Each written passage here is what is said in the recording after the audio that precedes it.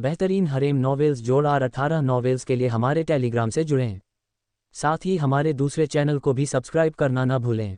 दोनों का link channel description box में है। अध्याय 21 गहन कठपुतली। ग्रेट सीनियर सिस्टर की धुंधली आंखों के अंदर की 10,000 साल पुरानी बर्फ लगभग टुकड़े टुकड़े हो गई थी। चेन लियांग के सुंदर चेहरे और शर्मीली अभिव्यक्ति को देखकर वह लगभग नियंत्रण खो बैठी और उसे वहीं पर एक बीन तलवार से काट डाला। उसके चेरी होंठ थोड़े खुले हुए थे।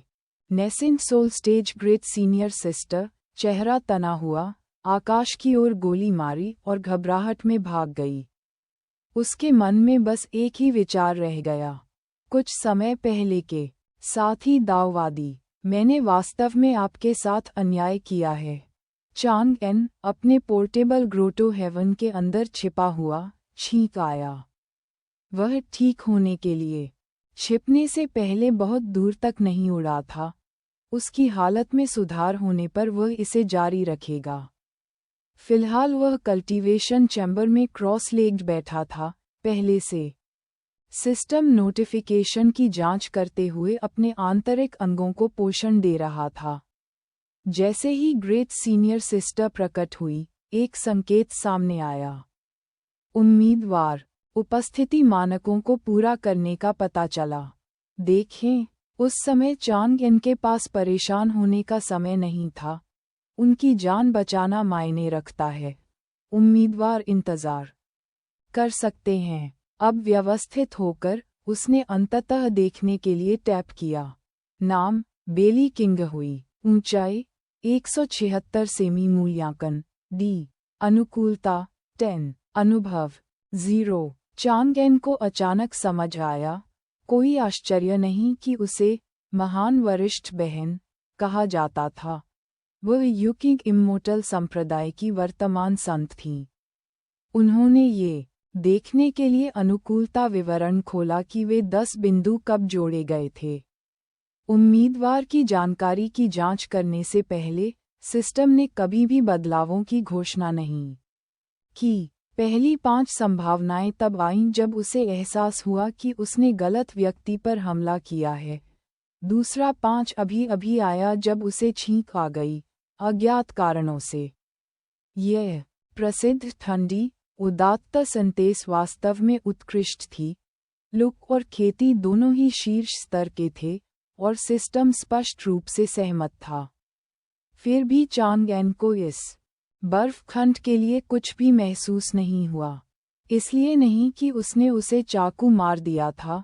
आखिरकार उसके अपने लालच ने ही उसे शराबी की भूमिका निभाने पर मजबूर कर दिया था। सिस्टम हाथ में होने से वह फिलहाल इस तरह की अंतहीन परेशानी को भड़काने का जोखिम नहीं उठा सकता।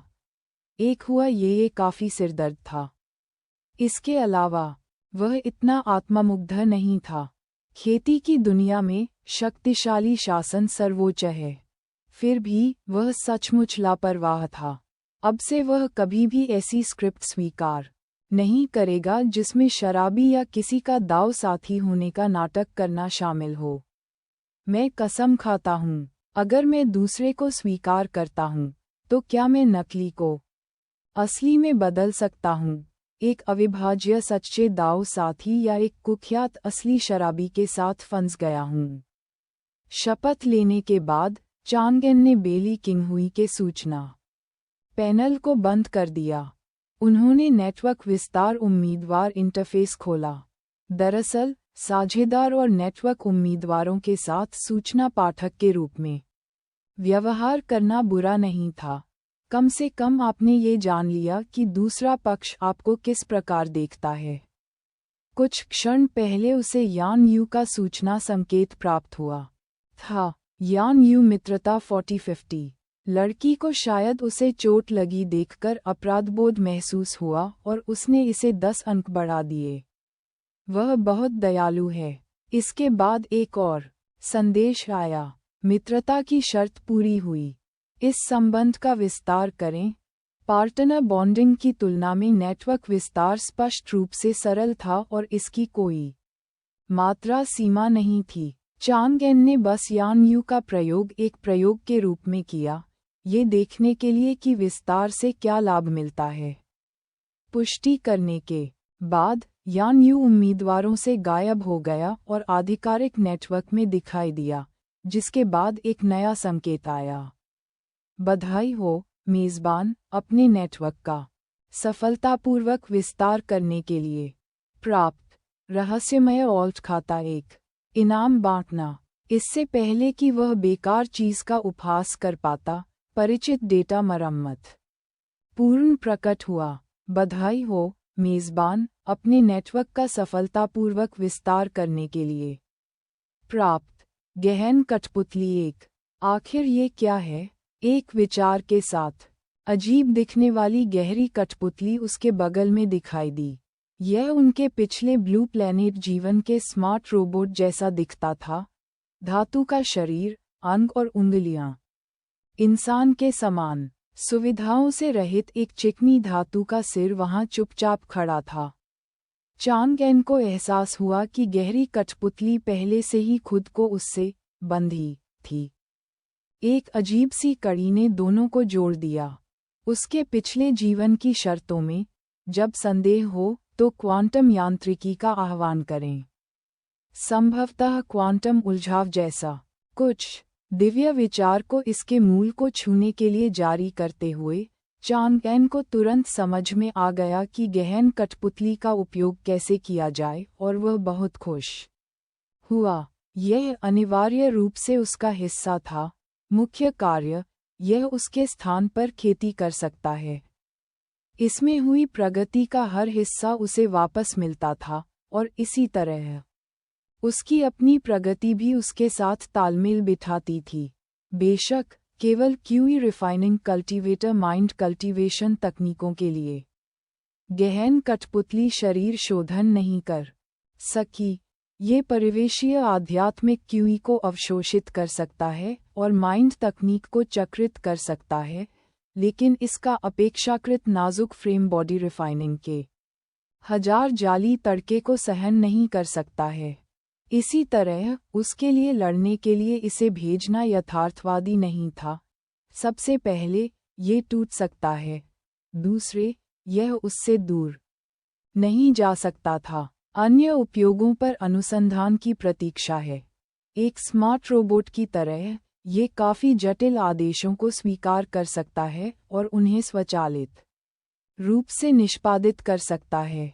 चांगएन ने धीरे धीरे इसका अध्ययन करने की योजना बनाई। अभी के लिए एक विचार के साथ उसने सोआरिंग हेवन सप्रेसिंग माउंटेन तकनीक मार्ग को कठपुतली तक पहुंचाया।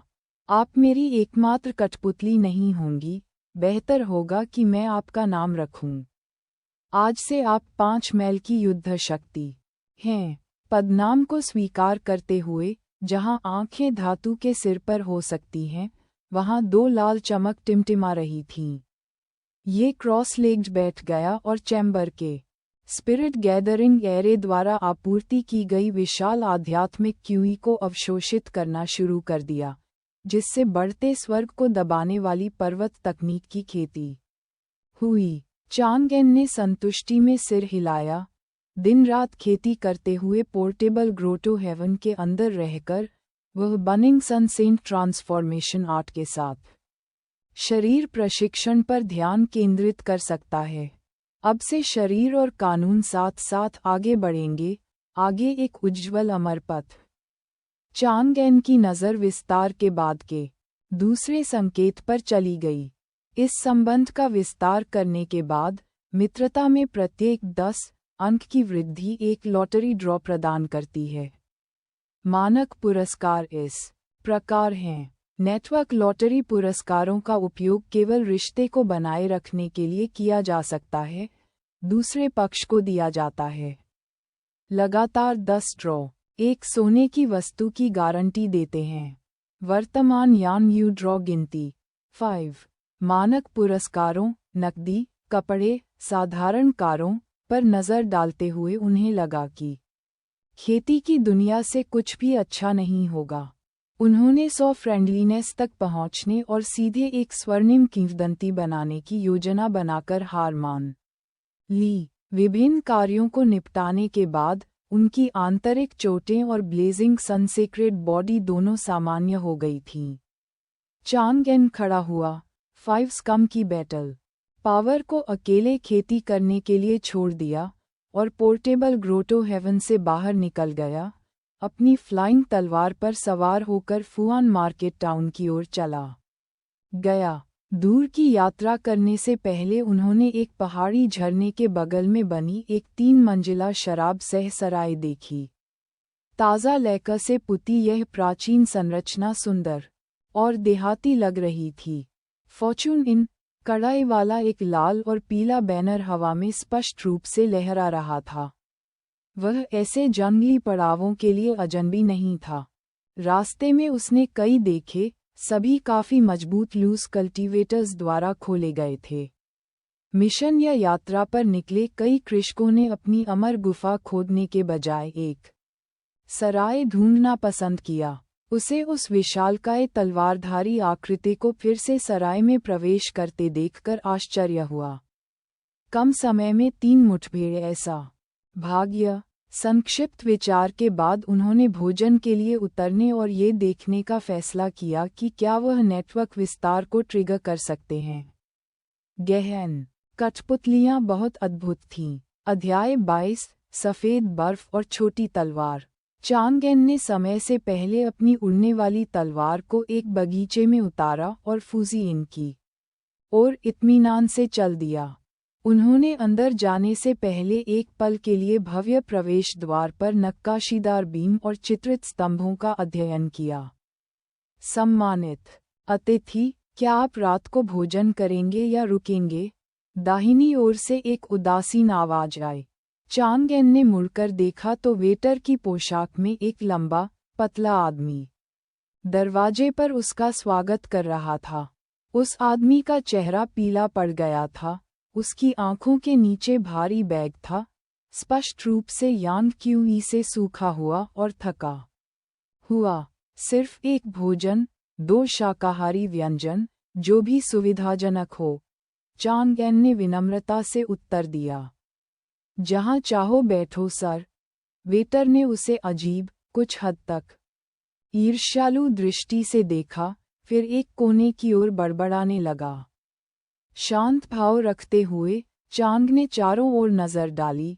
हॉल शायद ही आलीशान था, फिर भी सुरुचिपूर्ण रूप से सुरुचिपूर्ण था। कोने में एक गोल शीशम की मेज पर 6 आदमी वेटर और रसोइये के वेश में बैठे थे, जो पहले की तरह उदासीन थे। सिर्फ 2 ने थोड़ा ज्यादा जज्बा दिखाया। ऐसा लग रहा था कि वे शिफ्ट से बाहर हैं और खाना खा रहे हैं। रसोइयों में से एक उठा और रसोई की ओर चला गया। हॉल में 1 दर्जन वर्गाकार मेजें खड़ी थीं। कारोबार धीमा था, केवल एक मेज भरी हुई थी। चांग आन की नज़र मजबूत पोशाक पहने एक काले कपड़े आदमी पर टिकी, जो अकेले खाना खा रहा था। मेज के पास एक विशाल दरवाजे की तख्ती वाली तलवार लापरवाही से झुक रही थी। उसने त्वरित मूल्यांकन के लिए अपनी आंखें सिकोड़ लीं, फिर कुछ ही दूरी पर एक खाली मेज की ओर चला गया। योग्य नेटवर्क उम्मीदवार का पता चला। विवरण देखें। जैसा कि अपेक्षित था, भाग्य हमें एक साथ लाता है। चांग एन ने आह भरी और विवरण के लिए टैप किया। नाम तलवार 13। संबद्धता सितारा बुझाने वाली तलवार मंडप। Network rating brothers under heaven. मित्रता 0.5। बुजुर्गों में से एक, सितारा बुझाने वाली तलवार मंडप। तलवार नाम रखने वाला वह एक आंतरिक संप्रदाय का शिष्य होना चाहिए। प्रसन्न होकर चांग एन उसके पीछे चला गया। फिर उसकी नज़र उस आदमी की घनी दाढ़ी पर पड़ी और वह ठिठक गया। उसने तुरंत कफ की जांच की, कोई सफ़ेद मोज़े नहीं। तभी स्वॉर्ड 13 ने एक नज़र के लिए अपना सिर झुकाया। चांग एन पूरी तरह से शांत हो गया। गोल चेहरा नहीं, चौकोर, तराशा हुआ चेहरा। वह भागने के लिए लगभग अपनी एड़ी पर घूम गया था। वह इसकी मदद नहीं कर सका। चेन लियांग का मानसिक प्रदूषण अभी भी उसे परेशान कर रहा था। तलवार 13 अपने भोजन पर लौट आई। चांगएन ने शांति से अपनी सीट ले ली। एक हल्की, सुखद खुशबू पूरे क्षेत्र में फैल गई, जो आंतरिक बेचैनी को शांत करती हुई प्रतीत हुई। गंध के स्रोत की खोज करते समय चांगएन की भौहें टेढ़ी हो गईं। एक महिला काउंटर के पीछे से खिड़की के पास से उठी और सरक कर उसकी ओर बढ़ी। उसकी आंखें चमक उठीं, लंबा और बिल्कुल सही अनुपात में। उसके उभार एक फिट सफ़ेद पोशाक से उभरे हुए थे। सुंदर भौहें, कोई मेकअप नहीं। त्वचा बर्फ की तरह सफ़ेद, होंठ खून की तरह लाल, लंबे चमकदार बाल उसके पीछे ढीले ढंग से बंधे हुए थे, एक निस्तेज मासूमियत की झलक। उसके आगमन से सूक्ष्म सुगंध और अधिक समृद्ध हो गई। वह बिना किसी हिचकिचाहट के उसके सामने बैठ गई। उसकी आंखें उसके चेहरे और शरीर पर घूम रही थीं और धीरे से पूछा, मैं व्हाइट स्नो हूँ, इस सराय की मालकिन। मुझे आपको यंग मास्टर कैसे संबोधित करना चाहिए? चांगएन ने उसकी ओर देखा, फिर 7 वेटरों की ओर, अपने होठों को हिलाते हुए। उसने जबरदस्ती मुस्कुराया। मैं चांगएन हूँ। नमस्ते, सिस्टर व्हाइट स्नो उसके हाथ के पीछे हंसी, चुलबुलापन। दीदी, मैं शायद आपसे छोटा हूँ। आपकी उम्र कितनी है, यंग मास्टर? 19। इससे पहले कि वह दोबारा बोलती, स्वॉर्ड 13 ने कर्कश आवाज में कहा, मिस व्हाइट, मैं यहाँ काफ़ी समय से हूँ और आपने एक शब्द भी नहीं कहा। क्या आप स्वॉर्ड कल्टीवेटर्स को हेय दृष्टि से देखती हैं? व्हाइट स्नो उसके बिल्कुल सामान्य, प्रेरणाहीन चेहरे को घूरता रहा। उसने खुद को संभालने के लिए हल्की सी हंसी दी। अच्छा, सर, आप गलत समझ रहे हैं। आपकी तलवार क्यों इतनी भयंकर है कि मैं उसके पास जाने से भी डर रहा था। ओह, हम तलवार की खेती करने वाले हमेशा आगे बढ़ते हैं। हमारी क्यूई आसमान की ऊंचाई पर है, यहाँ भाई चांद के विपरीत, इतना पहुँच योग्य। उन्होंने इस स्पष्टीकरण को गर्व के साथ स्वीकार कर लिया। चांगएन ने दाढ़ी वाले, मौसम से पीड़ित चेहरे का अध्ययन किया। आप 90 के होंगे, फिर भी आप मुझे बड़ा भाई कहते हैं। उसने अपने मुंह का कोना खींचकर मामूली इनकार कर दिया। मैं इस उपाधि के लायक नहीं हूँ। भाई, आपकी उम्र कितनी है और मुझे कौन सा नाम इस्तेमाल करना चाहिए? स्वॉर्ड 13 ने एक बड़ा हाथ लहराया और हंसा। हाहा, अभी 18 साल का हो गया। मुझे छोटी तलवार, भाई चांद कहकर बुलाओ। उद्धरण चिन्ह उद्धरण चिन्ह। 19 वर्षीय सच्चे नौसिखिए ने आत्मसमर्पण कर दिया। लिटिल स्वॉर्ड ने उनकी साधना को महसूस किया और गर्व से कहा, मैं भले ही छोटा हूँ, लेकिन मैं पहले से ही फाउंडेशन प्रतिष्ठान में हूँ और तलवार की खेती करने वाले युद्ध में उत्कृष्टता प्राप्त करते हैं। यदि आपको कभी सहायता की आवश्यकता हो, तो मुझे फुवान मार्केट टाउन में मिलें, दरें समझौता योग्य हैं। चांगएन ये नहीं बता सका कि वह आदमी वास्तव में साहसी था या उसके कुछ गलत इरादे थे। मित्रता मीटर हिल नहीं रहा था। वह जबरदस्ती मुस्कुराया और उसे धन्यवाद दिया। एक रसोइया 2 प्लेट स्पिरिट रिच हरी सब्जियां और एक रोटी लाया, हल्का सा सिर हिलाया और अन्य खोखली आंखों वाले लोगों के साथ खाने के लिए कोने में लौट आया। चांगएन ने चुपचाप खाना खाया जबकि व्हाइट स्नो उसके सामने चुपचाप बातें कर रहा था, स्पष्ट रूप से दिलचस्प। बहती खुशबू के बीच तलवार 13 धीरे धीरे शांत हो गई। चक्कर आ रहा है? चांगएन ने अपनी चॉपस्टिक नीचे रखी और अपनी कनपटी को रगड़ा। व्हाइट स्नो ने चिल्लाते हुए कहा, युवा मास्टर, सामान्य प्रतिभा और अल्प संसाधनों वाला एक ढीला ढाला कृषक। बाजार शहर में संघर्ष क्यों? यहाँ रहो और मेरे साथ रहो। मैं काफी संपन्न हूँ, तुम्हारे साथ रहना आसान होगा। उलझे हुए चांगेन ने बड़बड़ाते हुए कहा, माफ करें, मुझे आनंद का कोई स्वाद नहीं है। मैं अभी भी खेती करना चाहता हूँ। जिस क्षण वह समाप्त हुआ, जागरूकता ने उसका साथ छोड़ दिया। वह बिल्कुल उसके बगल में स्वॉर्ड 13 की तरह खाली बैठा था। सफ़ेद बर्फ हंसी, अब यह आपकी पसंद नहीं है टिल्डा। उसकी निगाहें उमस भरी हो गईं, सारी मासूमियत गायब हो गई। उसने रक्त लाल होठों को चाटते हुए अपने सामने मर्दाना यौवन की सुंदर रेखाओं का स्वाद लिया। कितना समय हो गया मुझे ऐसा अव्वल दर्जे का माल मिला, उसे एक बार में खत्म नहीं करना चाहिए। उसने सादे दिखने वाली तलवार 13 पर एक घृणित नज़र डाली। ये वास्तव में खोखला है, कोई यांग क्यों ही नहीं बचा है।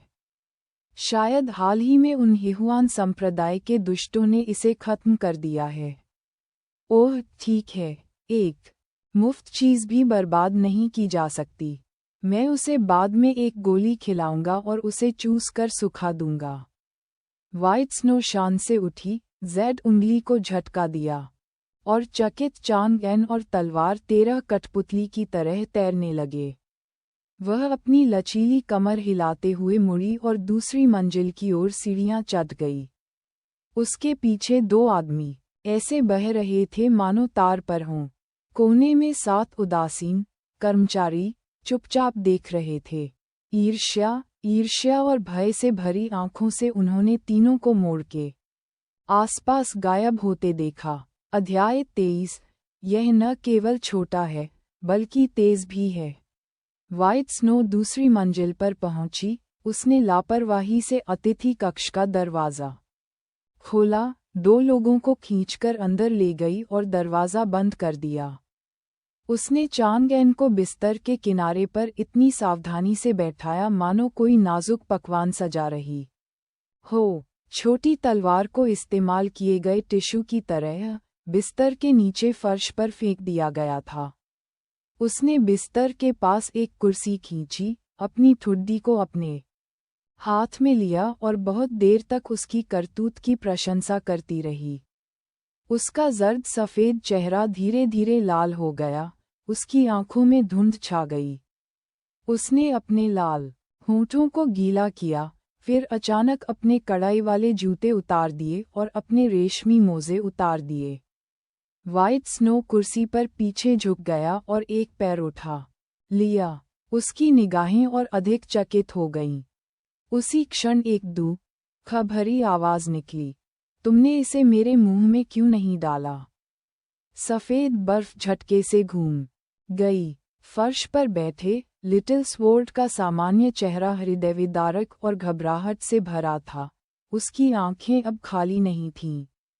यह महसूस करते हुए कि चीजें गलत हो गई थीं, उसने पीछे छलांग लगाने की कोशिश की, लेकिन जैसे ही उसका ध्यान हटा, उसके बगल में मौजूद चांगएन अचानक हिल गया। स्नायु पुनर्जनन क्षेत्र की भयंकर आभा फूट पड़ी। उसने तोप के गोले की तरह उसकी बाहों पर वार किया। उसका बायां कंधा, उसकी सारी धधकती सूर्य शक्ति से युक्त, बिना किसी दया के उसकी कोमलता पर बेरहमी से टूट पड़ा। आयरन माउंटेन लीन आयरन माउंटेन लीन के ट्रिपल वेव विस्फोट ने चांगएन को बार बार आगे बढ़ने के लिए भेजा। उनकी सुरक्षा के लिए कोई संरचना नहीं होने से कमरे की दीवार और फिर सराय की बाहरी दीवार ढह गई। व्हाइट स्नो को दोनों बाधाओं से पार किया गया। उसके होठों पर खून लगा और आकाश की ओर उड़ता हुआ भेजा गया। सैवेज भाई, वास्तव में गोल्डन कोर के साथ आमने सामने की टक्कर का साहस। स्वॉर्ड 13 दीवार के खुले छेद में खड़ी थी, उसकी आवाज में हार्दिक प्रशंसा थी। जी गोल्डन कोर। चांगएन की पलक झपक गई। उसने उसे कम आंका था, सोचा था कि राक्षसी केवल फाउंडेशन प्रतिष्ठान में थी, लेकिन वह केवल हल्के से मुस्कुराया, अपने कफ से धूल का एक कण झाड़ते हुए। ऐसा नहीं है कि मैंने पहले ऐसा नहीं किया है। कुछ क्षण पहले उसने सचमुच नवजात आत्मा मंच पर एक संत से बात की थी। अब तक व्हाइट स्नो वापस उड़ चुकी थी, चेहरा उदास था, 3 छोटी ढालें उसके शरीर की परिक्रमा कर रही थीं और उसके हाथ में एक विलो पत्ती के आकार का जीवनरक्षक खजाना था। गोल्डन कोर स्टेज का दबाव पूरी तरह से फूट पड़ा। 7 नौकरानियां भी सराय से बाहर निकलीं, उसके पीछे मडराते हुए, कमजोर लेकिन शातिर ढंग से घूरते हुए। अधिकांश प्रारंभिक आधार प्रतिष्ठान थे, केवल 2 मध्य चरण क्यूई रिफाइनर थे। व्हाइट स्नो को मौत की ओर देखते हुए चांगएन मुस्कुराया। आप मियाओक्सियन पैलेस की राक्षसियों, आप सभी लोगों के मुंह में चीजें ठूंसने का यह विकृत शौक क्यों साझा करते हैं?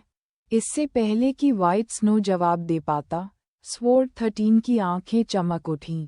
भाई चांग, बताओ। तब उसके सामान्य चेहरे पर संदेह झलका। मैं स्वयं कुछ लोगों से मिल चुका हूँ। ऐसा कैसे हुआ कि किसी ने कभी मुझसे यह नहीं पूछा? चांगएन ने अपना सिर हिलाया। मैंने उसे केवल देखा है, बाकी मैंने एक पुराने वरिष्ठ पड़ोसी से सुना है।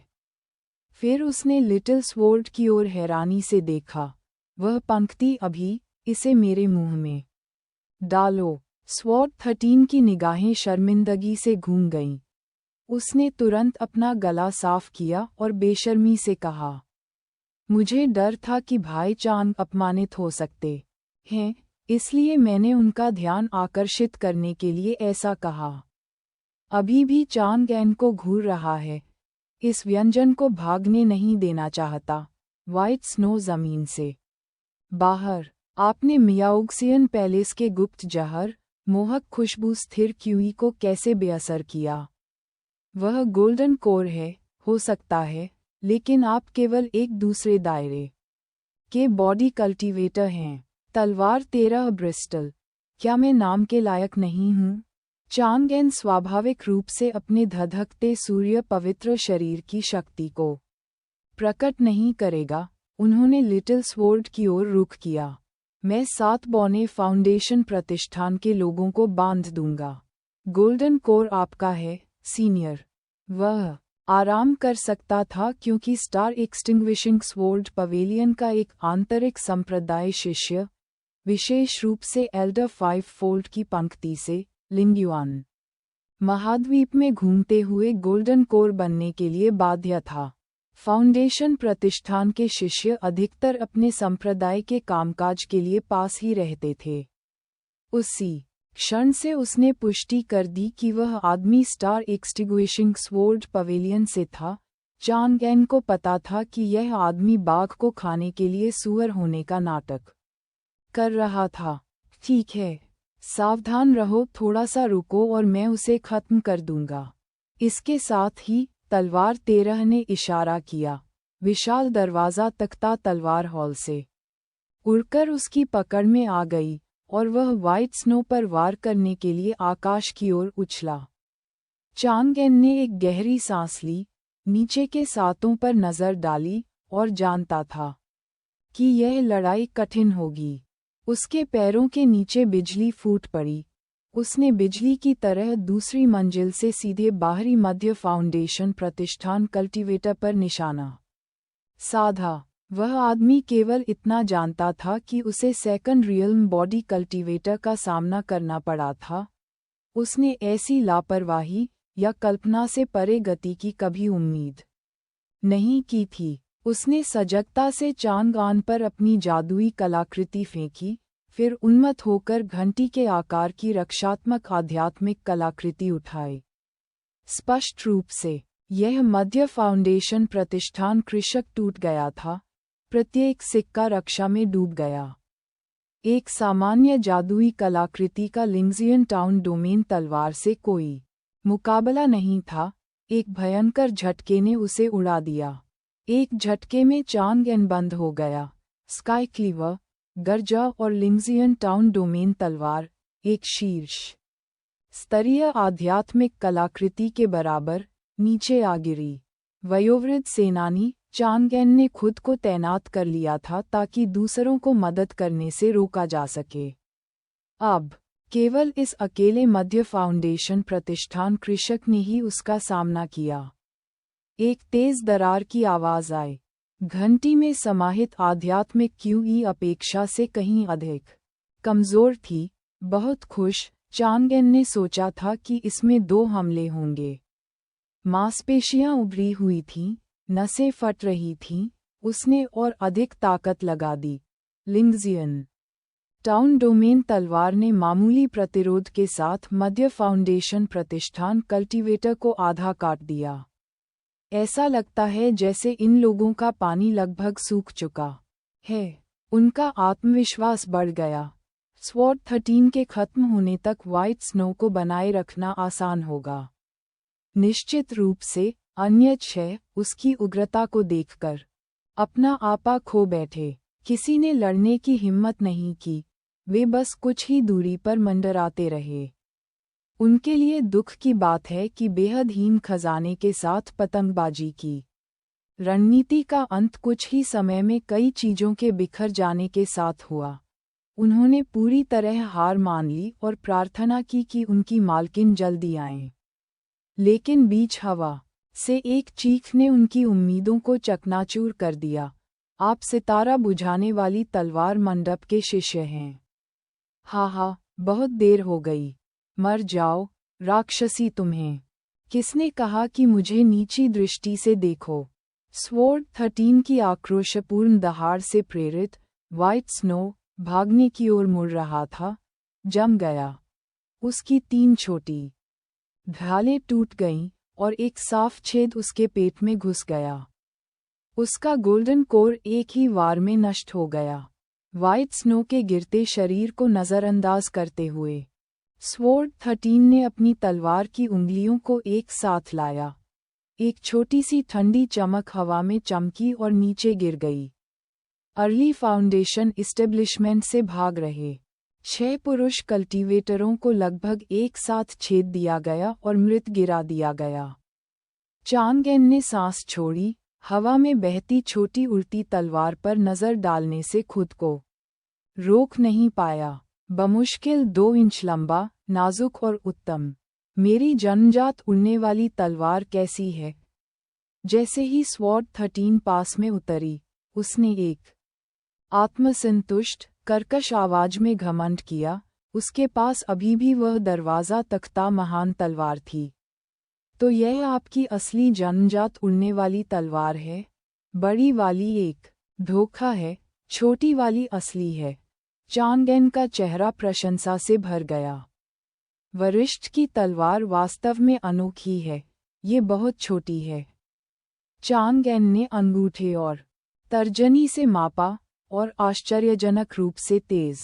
उसने अपनी जीभ चटकाई, अपनी लिंगजियन टाउन डोमेन तलवार पर नजर डाली। मेरे इस अनाड़ी हिस्से के विपरीत। अध्याय 24 सिग्मा मैन। तलवार 13 की मित्रता 030। लिटिल स्वॉर्ड स्पष्ट रूप से प्रशंसा से प्रसन्न था।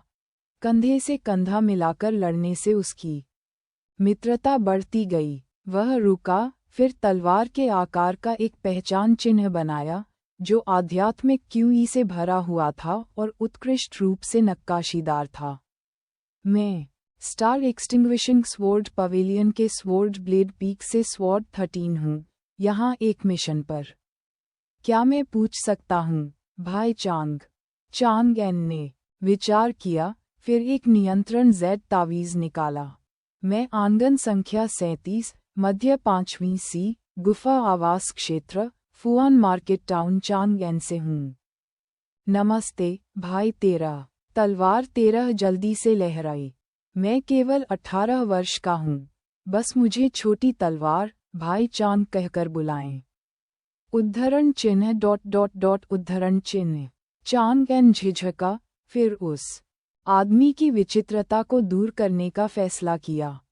ठीक है, क्या मैं आपको इसके बजाय लिटिल 13 कह सकता हूँ? हाँ, जो भी हो। जब तक ये छोटा है, कोई भी नाम काम करता है। दाढ़ी वाले युवक ने उदारतापूर्वक हाथ हिलाया। चांग एन ने सिर हिलाया। छोटी 13, मैं बस वहां से गुजर रहा था। इस चुड़ैल ने क्या अपराध किया है? स्वॉर्ड 13 ने उसे इशारे से पीछे के आंगन में बुलाया, चारों ओर देखा, फिर तलवार से उंगली घुमाई, कोने में एक बड़ा छेद कर दिया। अंदर हड्डियों का घना ढेर लगा हुआ था, कुछ लंबी सफ़ेद, कुछ अभी भी सड़ रही थीं। यह व्हाइट स्नो मियाओक्सियन पैलेस का एक आंतरिक संप्रदाय शिष्य था। पीतल की तरह साहसी, उसने इस सराय का निर्माण गुजरने वाले लूज कल्टीवेटर्स की हत्या करने के लिए किया था। वह उन्हें सूखा देगी, मार डालेगी और गाड़ देगी, पूरी तरह से दुष्ट। स्टार एक्सटिंग्विशिंग स्वॉर्ड पवेलियन ने मिशन पोस्ट किया। मैं इसे संभालने आया हूँ। चांग एन ने गड्ढे को देखा, भावनाएं उमड़ रही थीं, उसके दिल में ठंडक आ रही थी। अब किसी भी दिन वह भी दुर्घटना का शिकार हो सकता है और सूखी हड्डियों के ढेर में बदल सकता है। खेती की दुनिया इस तरह है। लूज कल्टीवेटर हमेशा सबसे कम बोझ उठाने वाले जानवर, सबसे ताज़ा चारा होते हैं और एक दूसरे के प्रति सबसे क्रूर। सफलताओं के लिए संसाधन हासिल करने के लिए, अधिक जीवन काल हासिल करने के लिए कोई भी तरीका बहुत बुरा नहीं है। 10 वर्षों से अधिक समय तक वह पतली बर्फ पर चलता रहा। आज की क्रूर निर्णायकता खून और जिंदगियों से खरीदी गई थी। स्वॉर्ड 13 ने हड्डियों को जलाया, फिर गड्ढे को बंद करने के लिए मिट्टी को वापस लहराया। मोर्चे पर लौटते हुए उन्होंने मिशन में शामिल होने के लिए व्हाइट स्नो की पहचान पट्टिका और भंडारण अंगूठी ले ली। जहां तक शैतानी लाशों की बात है, उसे परेशान नहीं किया जा सकता था। चांग एन चुपचाप देखता रहा। महान संप्रदाय के आंतरिक शिष्य आत्मा चिन्ह लेकर चलते हैं, केवल स्वॉर्ड 13 जैसे विरोधी संप्रदाय का कोई व्यक्ति ही बिना किसी हिचकिचाहट के हत्या कर सकता है। यदि उसने स्वयं ऐसा किया होता तो अंतहीन मुसीबतें आ जातीं। सौभाग्य से व्हाइट स्नो की मौत स्वॉर्ड 13 के हाथों हुई, उसका कोई निशान नहीं मिल सका। हो गया। लिटिल स्वॉर्ड ने एक उड़ने वाली नाव को फहराया और दोनों ने फुआन मार्केट टाउन की ओर इत्मीनान से बातचीत की। चांग एन ने सबसे पहले अपने सिस्टम संकेतों को देखा। भोजन के दौरान इसमें एक नए शीर्षक का उल्लेख किया गया था जिसे उसने अभी तक जांचा नहीं था। शीर्षक सिग्मा मैन। विवरण: मेजबान ने 3 उच्च दिखने वाली महिलाओं के प्रलोभन का विरोध किया और यह उपाधि अर्जित की। एक सिग्मा पुरुष बने, कभी किसी महिला के जाल में न फंसें। प्रभाव: मेजबान के मानसिक प्रतिरोध को काफी हद तक बढ़ाता है। उच्च जेमा मान मजबूत प्रतिरोध के बराबर होता है। वर्तमान जेमा मान 3 एक और विकास प्रकार का शीर्षक। लेकिन उसने कब 3 सुंदरियों का विरोध किया था? इस पर विचार करने के बाद उसने इसे टुकड़ों में जोड़ दिया। स्वेच्छा से हुआ ये छोड़ने को 1 में गिना गया। बेली किंगहुई की गोली को नज़रअंदाज करने पर आज 2 में गिना गया और रुकने के लिए व्हाइट स्नो का अंतिम अनुरोध तीसरा था। बुरा नहीं है, मानसिक प्रतिरोध अमूल्य है। खेती की दुनिया में ब्लू स्टार की तुलना में कहीं अधिक आत्मा आधारित तरकीबें हैं। भ्रमजाल, आकर्षण, आत्मा पर हमले। इसके साथ, क्या वह अब उच्च स्तरीय कल्टीवेटर्स के दिव्य इंद्रियों के हमलों को रोक सकता है? बॉडी कल्टीवेटर्स और लीप टियर फाइटर्स इसी बात से सबसे ज्यादा डरते हैं। हर कोई जानता है कि डिवाइन सेंस को जुटाना सबसे कठिन है, लगभग पूरी तरह से दायरे से जुड़ा हुआ है। किसी भी आत्मा साधना विधि को प्रत्येक संप्रदाय द्वारा एक खजाने के रूप में माना जाता है। दिव्य भावना को बढ़ावा देने वाले स्वर्ग और पृथ्वी के खजाने को ढूंढना और भी कठिन है। फिर से उच्च उत्साह में चांग एन ने लिटिल स्वॉर्ड की ओर रुख किया। छोटे 13, मेरी अमर गुफा में आज रात के खाने के बारे में क्या ख्याल है? मैं गारंटी देता हूँ कि आपने पहले कभी इसका स्वाद नहीं चखा होगा। दोपहर हो चुकी थी। उन्होंने इस संभावित संपर्क को बनाए रखने के लिए निमंत्रण जारी किया। स्वॉर्ड 13 इस बड़े भाई से प्रभावित होकर, जो दिखने में उससे मेल खाता था और बहुत अच्छी तरह से बोलता था, सिर हिलाया। मुझे अपने पास रखने के लिए धन्यवाद। मुझे उस विद्वान वरिष्ठ पड़ोसी से मिलना अच्छा लगेगा जिसका आपने उल्लेख किया है, बहुत गहरा लगता है। दोनों सीधे गुफा आवास क्षेत्र में कोर्टयार्ड 37 की ओर वापस चले गए। फेई फेई कहीं खेल रही थी। मेंग युआनहाओ आश्चर्यजनक रूप से बाहर नहीं बल्कि अंदर ताबीज बना रही थी। चांग एन अकेले ही गेट खटखटाने और समझाने गया। अरे लड़के, मैंने तुमसे एक यूकिंग इम्मोर्टल संप्रदाय की लड़की से प्रेमालाप करने के लिए कहा था, और तुम एक आदमी को वापस ले आए। ठीक है, अगर वहाँ हॉटपॉट है तो मैं उससे बात करूँगा। वह स्टार एक्सटिंग्विशिंग स्वॉर्ड पवेलियन का एक आंतरिक संप्रदाय शिष्य है, एक गोल्डन कोर सीनियर। मेंग युआनहाओ कांप उठा और उसने अपनी चंचल दृष्टि को त्यागते हुए यार्ड में सावधानी से देखा।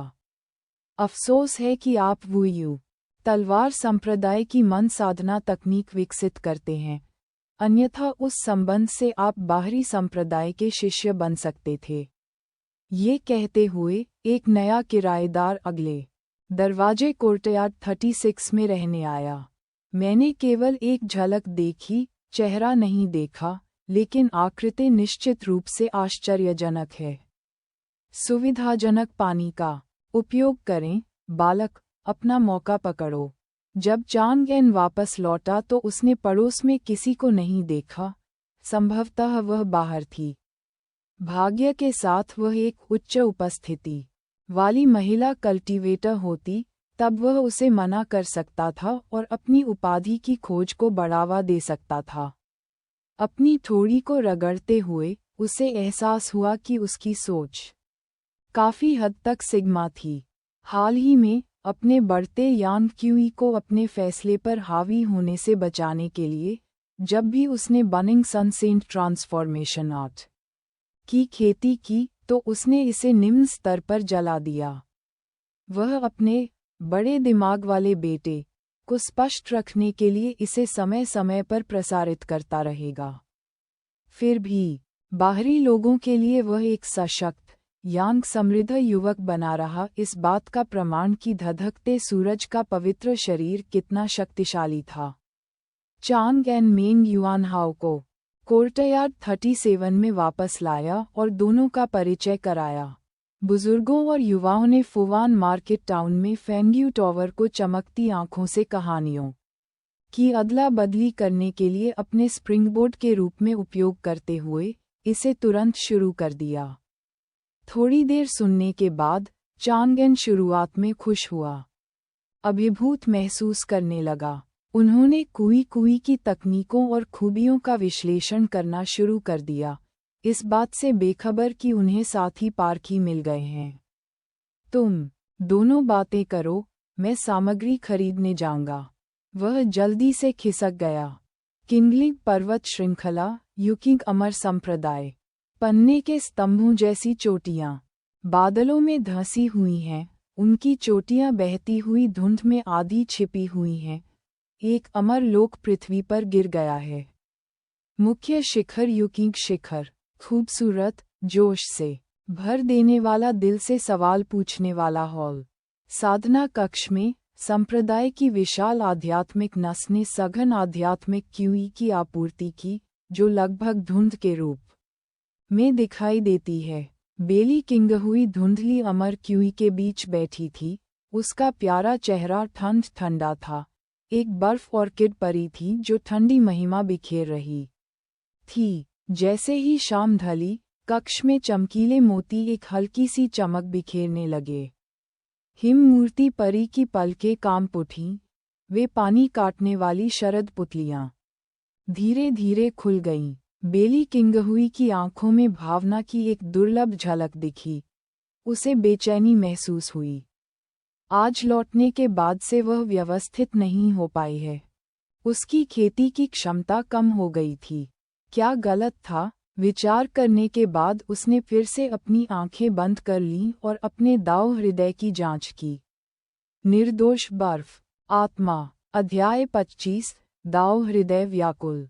दाव हॉट, दाव बॉडी की तरह क्यूई रिफाइनर्स के बीच एक दुर्लभ योग्यता है। एक आत्मा और दिव्य अनुभूति के क्षेत्र को नियंत्रित करता है, दूसरा शारीरिक प्रतिभा प्रदान करता है। बेली किंगहुई की फ्लॉलेस आइस सोल को कल्टीवेशन वर्ल्ड में सबसे शुद्ध, सबसे बेदाग दाव हॉट के रूप में प्रतिष्ठित किया जाता है। यह आदिम, कभी न पिघलने वाली बर्फ जैसा दिखता है, क्रिस्टल स्पष्ट, बेदाग, हर भ्रम और अशुद्धता को दूर करने वाला, अटूट। ये दृढ़ इच्छाशक्ति के साथ किसी भी हमले का सामना करता है। वह अपनी चेतना के सागर की गहराई में डूब गई और पहलूदार, पारभासी क्रिस्टल को देखा। पूर्ण और दोषरहित, कोई दरार नहीं, कोई दाग नहीं। फिर भी कुछ बुरा लगा। उसने क्रिस्टल की परिक्रमा की और उसका सूक्ष्मता से अध्ययन किया। आखिरकार उसे अपने भीतर एक अगोचर लाल धागा नजर आया, जैसे ताज़ा खून का धब्बा। चेतना लौट आई। बेली किंगहुई ने अपनी आंखें खोलीं और धीरे से आह भरी। उसने पहले भी गलतियां की थीं, फिर भी बड़ों या आम लोगों से उसने हमेशा उचित ईमानदारी के साथ माफ़ी मांगी थी। उसकी स्थिति को देखते हुए किसी ने कभी भी उसे दोषी नहीं ठहराया या नाराज नहीं किया। कुछ की तो चापलूसी भी हुई। वह अपनी ओर ध्यान आकर्षित करने के लिए हर तरह के पुरुष कृषकों से मिली थी, सौम्य, अलग, घमंडी, नम्र, तिरस्कारपूर्ण या लगातार, लेकिन निर्दोष बर्फ आत्मा के ठंडे प्रतिबिंब के तहत किसी ने भी उसे कभी उत्तेजित नहीं किया था। हालांकि आज जब उसने उस युवक को घायल कर दिया, तो उसने उसकी माफ़ी को नज़रअंदाज कर दिया और बस चला गया। उसके दाव हृदय से देखने पर वह आसन नहीं दिखा रहा था। उसने वास्तव में परवाह नहीं की और बस चला गया। उसके अपराधबोध और माफ़ी ने उसके भीतर रहकर अपना लक्ष्य खो दिया। इसने फ्लॉलेस आइस सोल को प्रभावित किया। भौहें सिकोड़ते हुए उसने एक क्षण सोचा, फिर हमेशा की तरह निर्णायक रूप से उठी और बाहर चली गई। हृदय प्रश्न हॉल को छोड़कर वह उड़ान भरने ही वाली थी कि एक गर्म, चुंबकीय आवाज उसके बगल से बोली, जूनियर सिस्टर। वह रुकी, मुड़ी और बिना भाव के सिर हिलाया। बड़े भाई। पास के मिंगसिन हॉल से सफ़ेद वस्त्र पहने एक सुंदर आदमी उभरा, जो सहज और सुरुचिपूर्ण था। उसके बगल में 2 सम्मानित शिष्य थे। आकर्षक मुस्कान के साथ उन्होंने पूछा, जूनियर सिस्टर इतनी जल्दी फिर बाहर चली गईं? क्या मैं काम आ सकता हूँ? निजी मामले, कोई ज़रूरत नहीं। विदाई। बिना किसी और शब्द के बेली किंगहुई एक एस्केप लाइट में तब्दील हो गई और बाहरी संप्रदाय की ओर बढ़ गई। उस आदमी की मुस्कुराहट एक पल के लिए रुक गई, फिर तुरंत शुरू हो गई।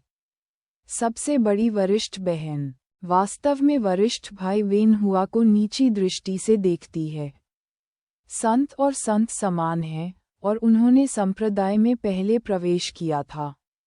सही है, वरिष्ठता और संप्रदाय के नियम सिर्फ ताकत के बारे में नहीं हैं। लेट नेसेंट सोल स्टेज तो क्या? दोनों परिचारक शिष्य क्रोधपूर्वक बुदबुदाने लगे। वेन हुआ ने कुछ नहीं कहा, लेकिन उसकी आंखों में एक छाया चमक उठी। फुआन मार्केट टाउन। जबकि दिन अभी भी नया था, चांगेन ने भोजन स्टॉलों को देखा, चुना और चुना। उसने कोई भेष नहीं पहना था। बाजार में दिन का ऑर्डर अच्छा था। सिटी प्रोटेक्टिंग ग्रैंड एरे की रोकथाम के तहत अपराध करने वाला कोई भी व्यक्ति घड़े में बंद कछुआ होगा, कहीं भागने की जगह नहीं। इसके अलावा शायद कल रात के 3 मृत व्यक्ति पूरे विपक्ष के थे। एक अच्छी तरह से स्टॉक किए गए स्टॉल पर उसने अपना सामान चुना ही था और भुगतान के लिए पहुंच ही रहा था कि तभी एक तिरस्कारपूर्ण आवाज सुनाई दी। उसे मत बेचो। चांगएन ने आवाज सुनकर भौहें सिकोड़ लीं। दो गंदे दिखने वाले आदमी, पीठ के पीछे हाथ, उनके होठों पर ठंडी मुस्कान के साथ टहल रहे थे। एक फाउंडेशन प्रतिष्ठान पर, एक क्यूई रिफाइनिंग स्टेज पर, कोई खतरा नहीं। लेकिन क्यों? उसने उन्हें पहले कभी नहीं देखा था। विक्रेता का चेहरा बदल गया। उसने जल्दी से भरे हुए बैग वापस खींच लिए और जोड़ी को स्पष्ट रूप से पहचान लिया। आप कौन हैं? चांगएन ने ठंडे स्वर में पूछा। हम कौन हैं इससे कोई फर्क नहीं पड़ता। हमें आपका चेहरा पसंद नहीं है, इसलिए बिक्री नहीं होगी। हम इस बाजार में नियम बनाते हैं। वह गंवार आदमी अकड़ गया। गिरोह में खबर है कि इस टैग किए गए लड़के ने कई सालों से नहीं देखा था। आज वह भाग्यशाली था। उप प्रमुख ने अभी-अभी चेतावनी दी थी कि हवाएं तेज थीं। फिलहाल कोई हत्या नहीं, सौम्य तरीकों का उपयोग करें। छोटे सफ़ेद चेहरे को किसी भी तरह से बाहर निकालो, वह इसमें अच्छा था। प्रहार के परिणामों को देखते हुए चांगएन की भौहें थोड़ी ऊपर उठ गईं। तभी एक शांत आवाज़ तैरती हुई बोली, फुवान मार्केट टाउन कब से टाइगर रोअर गैंग का है? दोनों गुस्से में घूमते रहे।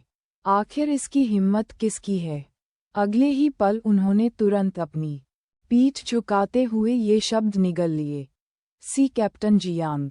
चांगएन की नज़र में इतनी लंबी नहीं, बल्कि सुंदर जियांग नान आगे बढ़ी, उसकी ठुड्डी थोड़ी ऊपर उठी। क्या टाइगर ने फुवान मार्केट टाउन पर कब्जा कर लिया है? नहीं, मैं बकवास कर रहा था, कैप्टन जियांग। जियांग नान ने मुस्कुराकर दो थप्पड़ मारे। जोड़ा चिल्लाया, खून और दांत थूकते हुए बगल में उड़ गया। अगर यहाँ खरीदना और बेचना आप पर निर्भर है, तो बाजार को खुला क्यों रखें? अगली बार मौत। टाइगर रोअर गैंग के दो सदस्य हाथापाई करते हुए माफी मांगते हुए वहां से भाग निकले। जियांग नान आकार चांगएन अप नया चेहरा क्यूई रिफाइनिंग स्टेज। ताज़ा मांस। टाइगर रोअर गैंग को ये बहुत पसंद आया। उसने इस पर दोबारा विचार नहीं किया और ठुड्डी झटकते हुए कहा, सब ठीक है, बच्चे खरीदारी करते रहो। मदद के लिए आभारी। चांगएन ने उस व्यक्ति के अहंकार को नज़रअंदाज कर दिया। उसके हाथ पकड़ लिए। बहुत धन्यवाद, कैप्टन जियांग। मन ही मन उसने सोचा। टाइगर रोअर गैंग, उनका एकमात्र संपर्क जिनबाओ पवेलियन में था। क्या यह इसके लायक था? यदि उन्होंने कल रात उस पर घात लगाकर हमला किया था, तो अब ऐसा बचकाना उकसावा क्यों? वह इसका पता नहीं लगा सका। उन्होंने स्पिरिट सेंट का भुगतान किया, किराने का सामान लिया और चले गए। ओवरसियर हॉल, गुफा आवास क्षेत्र। ड्यूटी क्लर्क अपनी कुर्सी पर आराम कर रहा था, एक लुगदी स्क्रॉल से मंत्रमुग्ध होकर, खुद को विद्रोही शिष्यों द्वारा बिस्तर से बंधे एक दबंग मास्टर की कल्पना कर रहा था। मुझे माफ़ करें, क्या मैं कुछ पूछ सकता हूँ? एक सौम्य आवाज़ ने उसकी कल्पना को बाधित कर दिया। उसने भौहें सिकोड़ लीं, फिर तुरंत अपनी नाराज़गी हवा में उड़ा दी। यूकिंग अमर संप्रदाय। उसके सामने एक ताज़ा, सुंदर बाहरी संप्रदाय की लड़की खड़ी थी। उसके पीछे, उसके लबादे से छिपा हुआ लेकिन स्पष्ट रूप से एक आंतरिक संप्रदाय का शिष्य। क्लर्क ने देर करने की हिम्मत नहीं की और झुकने की कोशिश की। दो परियों, तुम्हें जो भी चाहिए, मांग लो। परिचय देने के लिए लाए गए यान यू ने विनम्रता से पूछा। हम साथी दाओवादी चांगएन की तलाश कर रहे हैं, लेकिन हम नहीं जानते कि वह कौन सी अमर गुफा किराए पर लेता है। क्या आप जांच सकते हैं? क्लर्क परेशान था। क्षमा करें, सुरक्षा के लिए ओवरसियर कार्यालय किराएदारों के सटीक पते देने से मना करता है। हम यान यू झिझक गई। सच में, सबसे बड़ी वरिष्ठ बहन के दायरे में दिव्य संवेदना का एक प्रयास उसे ढूंढ लेगा, लेकिन बाजार शहर में ऐसा व्यवहार असभ्य था और इससे घबराहट होने की संभावना थी। यूकिंग शिष्य के रूप में वे इतनी लापरवाही से कार्य नहीं कर सकते थे। क्या आप कोई अपवाद बना सकते हैं? हम दोस्त हैं, हमारा उसके साथ व्यापार है। नियम तोड़ने पर मुझे बर्खास्त कर दिया जाता है। क्लर्क रोने को तैयार लग रहा था। उन्होंने यूकिंग इम्मोर्टल संप्रदाय को भी अपमानित करने का साहस नहीं किया। उस क्षण मूक आंतरिक संप्रदाय का शिष्य आगे बढ़ा और मज्जा जैसी ठंडी आवाज सुनाई दी। ओवसिया को बातचीत के लिए आमंत्रित करें। अध्याय 26। ये परिचित अनुभूति। दूसरे पक्ष के हल्के दबाव से भयभीत होकर ड्यूटी पर मौजूद क्लर्क ने तुरंत प्रतिक्रिया व्यक्त की और पीछे की ओर दौड़ पड़ा। मैं स्टीवर्ट झांग को ढूंढने जाऊंगा, कृपया एक क्षण प्रतीक्षा करें। एक क्षण बाद काले कपड़े पहने गुफा आवास क्षेत्र के स्टीवर्ट झांग को बाहर निकाला गया। जैसे ही उसने कोने में कदम रखा और क्लर्क द्वारा उल्लिखित यूकिंग immortal sect inner sect discipline को देखा, स्टीवर्ट झांग 3 बार कांप उठा। वे प्रतिष्ठित, स्वर्ग विरोधी लंबे पैर और 10,000 साल पुरानी गहरी बर्फ जैसी आभा, भले ही उसका चेहरा ढका हुआ था, वह कभी गलत नहीं हो सकता था। पिछली बार जब ये सीनियर बाजार में आई थी, तो स्टीवर्ट झांग इतना भाग्यशाली था कि वह मार्केट मास्टर के साथ उसका स्वागत करने गया था। वह तुरंत नीचे झुक गया। क्लर्क की चौंकी हुई निगाहों के नीचे आमतौर पर अंधेरे चेहरे वाला और खराब मुंह वाला बिग बॉस एक चापलूसी भरी मुस्कान के साथ आगे बढ़ गया। वरिष्ठ, आप किस व्यक्ति की तलाश कर रहे हैं? हम इसे तुरंत संभाल लेंगे। बेली किंग हुई, जिसने उन्हें डराने के लिए अपनी नवजात आत्मा आभा का उपयोग करने का इरादा किया था। उसने देखा कि वह कितना सहयोगी था और उसने थोड़ा सिर हिलाया। चांग एन तेज तर्रार क्लर्क ने अपने बॉस के आदेशों की प्रतीक्षा किए बिना रजिस्टर निकाला और अपनी दिव्य इंद्रिय का उपयोग करके उसे खोजा। वह मिल गया। चांग एन, मध्य 5C क्षेत्र, आंगन संख्या 37। धन्यवाद। यान यू ने अपनी सबसे बड़ी बहन की ओर से उन्हें धन्यवाद दिया, फिर बेली किंग हुई के साथ पर्वत शिखर की ओर चल दी। स्टीवर्ट झांग उन्हें देखने के लिए झुके और जल्दी से क्लर्क को निर्देश दिया, जल्दी से मार्केट मास्टर एस्टेट को सूचित करें कि यूकिंग अमर संप्रदाय की संदेश आ गई हैं। आंगन संख्या 37।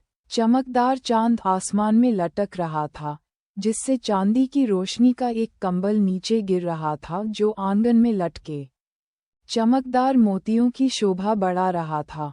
पत्थर की मेज पर तांबे के बर्तन में पानी उबल रहा था और बढ़ रहा था, जिसमें विभिन्न मांस के टुकड़े और हरी सब्जियां गिरकर बाहर आ रही थीं। मसालेदार और ताज़ी सुगंध छोटे से आंगन में फैल गई, जिससे अनुभवहीन तलवार 13 निगलने में मुश्किल हो गई। उसी समय छोटी सिवेट बिल्ली निगल रही थी, जो एक पत्थर के स्टूल पर बैठी थी और पत्थर की मेज के किनारे से चिपकी हुई थी और मांस के टुकड़ों को ध्यान से देख रही थी। यह ध्यान में रखते हुए कि मसालेदार भोजन के प्रति स्वॉर्ड 13 की सहनशीलता अज्ञात थी, चांग एन ने आज एक विभाजित बर्तन तैयार किया था।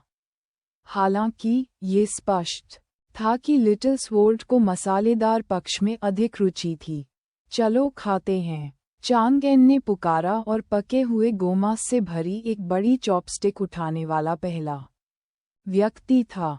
उसने इसे तैरती हुई मछली के पैटर्न वाले एक विशेष सफ़ेद चीनी मिट्टी के कटोरे में रखा और अपनी बाईं ओर फीफी के सामने रख दिया।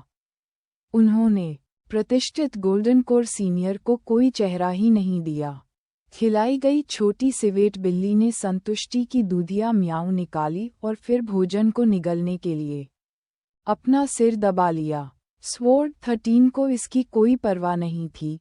वह पहले से ही मेंग युआनहाओ के उदाहरण का अनुसरण कर चुका था और अंतहीन प्रशंसा के साथ खा रहा था। चांग एन ने फिर से अपनी चॉपस्टिक उठाने से पहले फीफी की नर्म, चिकनी पीठ के बालों को सहलाया। लेकिन फिर उसने देखा कि उसके दाहिनी ओर स्थित स्वॉर्ड 13 ने अचानक उसकी चॉपस्टिक रोक दी और अपना सिर झुका लिया। उसकी आंखें चमकने लगीं। चांग एन ने तुरंत उसकी नज़र का अनुसरण किया। फीकी चांदनी के नीचे सफ़ेद पोशाक में दो महिलाएं शालीनता से पास आईं। उनकी आस्तीनें फड़क रही थीं और उनका स्वभाव अलौकिक था, विशेष रूप से पीछे वाला, जिसकी आभा पृथ्वी पर उतरती चांद महल की परी की तरह थी। उसकी स्वर्ग विरोधी लंबी टांगों के साथ उसकी मुख्य प्रतिस्पर्धात्मकता हुआ ये के बराबर थी, जो पतली लेकिन फलदायी थी। चांग एन ने अदृश्य रूप से भौहें चढ़ा दीं। वे उसकी तलाश में क्यों आए थे? कैसी परेशानी है? छोटा चांग एन, यान यू ने धरनास्थल के बाहर से आश्चर्य से पुकारा। उसके पीछे बेली किंगहुई को थोड़ा दबा हुआ महसूस हुआ। अपनी दिव्य समझ से उसने आसानी से उस लड़के की भौहें चढ़ी हुई अभिव्यक्ति को देख लिया था। उसने केवल अपनी आइस सोल में लाल धागे को थोड़ा गहरा महसूस किया। स्वॉर्ड 13 गंभीर भाव के साथ अचानक खड़ी हो गई। उसने संत को स्पष्ट रूप से पहचान लिया। मेंग युआनहाओ, जो उसके साथ खड़ा था, उसने देखा कि वे युकिंग अमर संप्रदाय के शिष्य थे और उसके दिल में आश्चर्य हुआ कि बच्चे ने आखिरकार खुद से कुछ बनाया है। फिर भी वह लिटिल स्वॉर्ड की प्रतिक्रिया से कुछ हद तक हैरान था। चांग एन के पास विनम्र मुस्कान दिखाने, आंगन का गेट खोलने और दोनों महिलाओं का स्वागत करने के अलावा कोई विकल्प नहीं था। यान यू सीनियर, बेली किंगहुई ने कुछ क्षणों के लिए उसे आकार दिया। यह देखकर कि उसका शरीर सुरक्षित था और यान क्यूई से भरा हुआ था, उसे अपने दिल में राहत महसूस हुई। जैसे ही वह बोलने ही वाली थी, उसके बगल वाला दाढ़ी वाला आदमी अचानक झुक गया। सबसे बड़ी वरिष्ठ बहन, दो प्रमुख धर्मपथ संप्रदायों, युकिंग इम्मोर्टल संप्रदाय और स्टार एक्सटिंग्विशिंग स्वॉर्ड पवेलियन के शिष्यों के लिए, भले ही वे दूसरे के संत या संत से मिलते हों, उन्हें सम्मानपूर्वक उन्हें वरिष्ठ भाई या वरिष्ठ बहन के रूप में संबोधित करना पड़ता था। भले ही स्वॉर्ड 13 को पता था कि वह उससे छोटी है, फिर भी उसने झुककर पूरे विश्वास के साथ उसका स्वागत किया। स्वर्ग की यह पसंदीदा बेटी बहुत प्रसिद्ध और शक्तिशाली थी। घूंघट के पीछे से बेली किंगहुई की नज़र उसकी ओर चली गई और उसने ठंडे स्वर में कहा, क्या आप सितारा बुझाने वाली तलवार मंडप के तलवार बीज हैं? चांग आन के होंठ फड़कने लगे। तुम इतनी पवित्र और नेक लड़की लगती हो, फिर भी तुम लोगों को ऐसे नामों से क्यों बुलाती हो? फिर भी उसने लिटिल स्वॉर्ड को खुशी से भरे चेहरे के साथ अपनी छाती फुलाते हुए देखा। सबसे बड़ी बहन मुझे पहचानती है? यह सही है, मैं स्वॉर्ड ब्लेड पीक, स्वॉर्ड 13 का स्वॉर्ड सीड हूँ। बेली किंगहुई ने सिर हिलाया और उसे नज़रअंदाज कर दिया। उसने घूंघट के साथ फीनिक्स मुकुट को उतार दिया, जिससे विनाशकारी सुंदरता का चेहरा सामने आ गया। उसकी चमकदार आंखें, शाश्वत बर्फ और बर्फ से भरी हुई, चांग एन को देखा और उसका स्वर नर्म हो गया। क्या आपकी चोटें ठीक हो गईं? तलवार 13 की छोटी, चौड़ी आंखें उभरी हुई थीं। ये लहजा, ये अंदाज, यह इतना परिचित क्यों लगा? क्या मुझे आज इस दृश्य का अनुभव पहले ही हो चुका है? मेंग युआनहाओ पूरी तरह से स्तब्ध होकर खड़ा रहा। छोटी सी, मैंने तुमसे युकिंग अमर संप्रदाय की एक महिला शिष्य को लेने जाने के लिए कहा था, और तुमने संत को फंसा लिया। मेरे द्वारा आपको क्यूई गैदरिंग गोली खरीदने के लिए जिनबाओ मंडप में जाने के लिए कहने और आपके द्वारा पूरे जिनबाओ मंडप को घर लाने के बीच क्या अंतर है? रुको, संत महिला भी एक महिला शिष्य है, इसलिए मुझे लगता है कि इसमें कुछ भी गलत नहीं है। चांग एन ने अपने हाथ ऊपर कर लिए। मामूली चोट है, ये काफी समय से ठीक है। आपकी चिंता के लिए धन्यवाद, वरिष्ठ। उन्होंने जो रवैया दिखाया वह बहुत शांत था। उस समय संत पर छींटाकशी करने को आक्रोश से भरे कृत्य के रूप में समझाया जा सकता था, और एक प्रसिद्ध संप्रदाय का कोई भी व्यक्ति द्वेष नहीं रखता था। अब जब संतनी पूछने के लिए दरवाजे पर आई थी, अगर वह फिर भी उस पर झपटा तो ये पूरी तरह से किसी को अपमानित करना होगा। वह मूर्ख नहीं था। वह शौचालय में लालटेन ले जाने, गंदगी की तलाश करने जैसा मूर्खतापूर्ण काम नहीं करेगा। अपने सामने सुंदर युवक के अच्छे व्यवहार को देखकर बेली क्विंगहुई को निराशा का भाव महसूस हुआ। अगर उसने पहले उसे भौहें सिकोड़ते हुए नहीं देखा होता तो उसके दाओं होठ में लाल धागा काफी हद तक कम हो सकता था। लेकिन अब ये लड़का सतह पर स्पष्ट रूप से ईमानदार था, लेकिन अंदर से क्रोधित था, ये सोचकर कि वह उसे धमकाने के लिए अपनी स्थिति का उपयोग कर रही थी। नहीं, उसे आज अपनी फ्लॉलेस आइस सोल में छिपे खतरे को खत्म करना था। अच्छी बात है, बेली किंगहुई ने अपने होंठ भींचे। शब्दों में निपुण न होने के कारण वह वहीं खड़ी रही और सोचती रही कि आगे कैसे बोलना है। यान यू ने अपनी सबसे बड़ी बहन से सुना था कि वह व्यक्तिगत रूप से लिटिल हैंडसम से माफ़ी मांगना चाहती थी। चूंकि उसने अभी तक यह नहीं कहा था, इसलिए यान यू को समन्वय में मदद करनी पड़ी। बेशक, आखिरकार करीब आने का मौका मिलने के बाद वह छोड़ना भी नहीं चाहती थी। पत्थर की मेज पर तांबे के बर्तन को देखते ही यान यू की आंखें घूम गईं, उसका चेहरा जिज्ञासा से भरा हुआ था। चांग एन, ये खाने का कैसा तरीका है? मैंने इसे पहले कभी क्यों नहीं देखा? यह देखकर कि दोनों सफ़ेद कपड़े पहने परियों का जाने का कोई इरादा नहीं था, चांग एन ने मन ही मन आह भरी और मुस्कुराने पर मजबूर कर दिया। यह एक हॉट पॉट है जिसे मैंने स्वयं बनाया है। यदि आप दोनों को कोई आपत्ति नहीं है तो आप एक साथ कुछ प्रयास क्यों नहीं करते? घुसपैठ के लिए खेद है, बेली किंगहुई यान यू की बुद्धि से बहुत संतुष्ट हुई और बिना कुछ बोले मेज की ओर चल दी। छोटी पत्थर की मेज में केवल 6 पत्थर के स्टूल थे, जो बिल्कुल सही था। चांग एन के बाईं ओर फीफी थी, उसके दाहिनी ओर स्वॉर्ड 13 थी और उसके बगल में मेंग युआनहाओ थी। बेली किंगहुई ने चारों ओर देखा और सीधे फीफी के बाईं ओर बैठ गई। लिटिल सिवेट कैट ने उसकी ओर देखने के लिए अपना सिर झुकाया। उसकी आंखों में सावधानी का संकेत झलक रहा था, लेकिन फिर उसने उसे नज़रअंदाज कर दिया और मांस में अपना सिर छिपाना जारी रखा।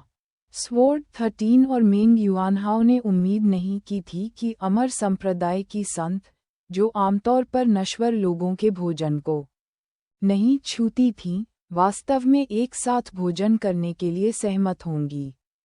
चांग एन की ओर उनकी निगाहें लगातार अजीब होती गईं। बेली किंगहुई की अभिव्यक्ति ठंडी, उदासीन प्रतीत हो रही थी।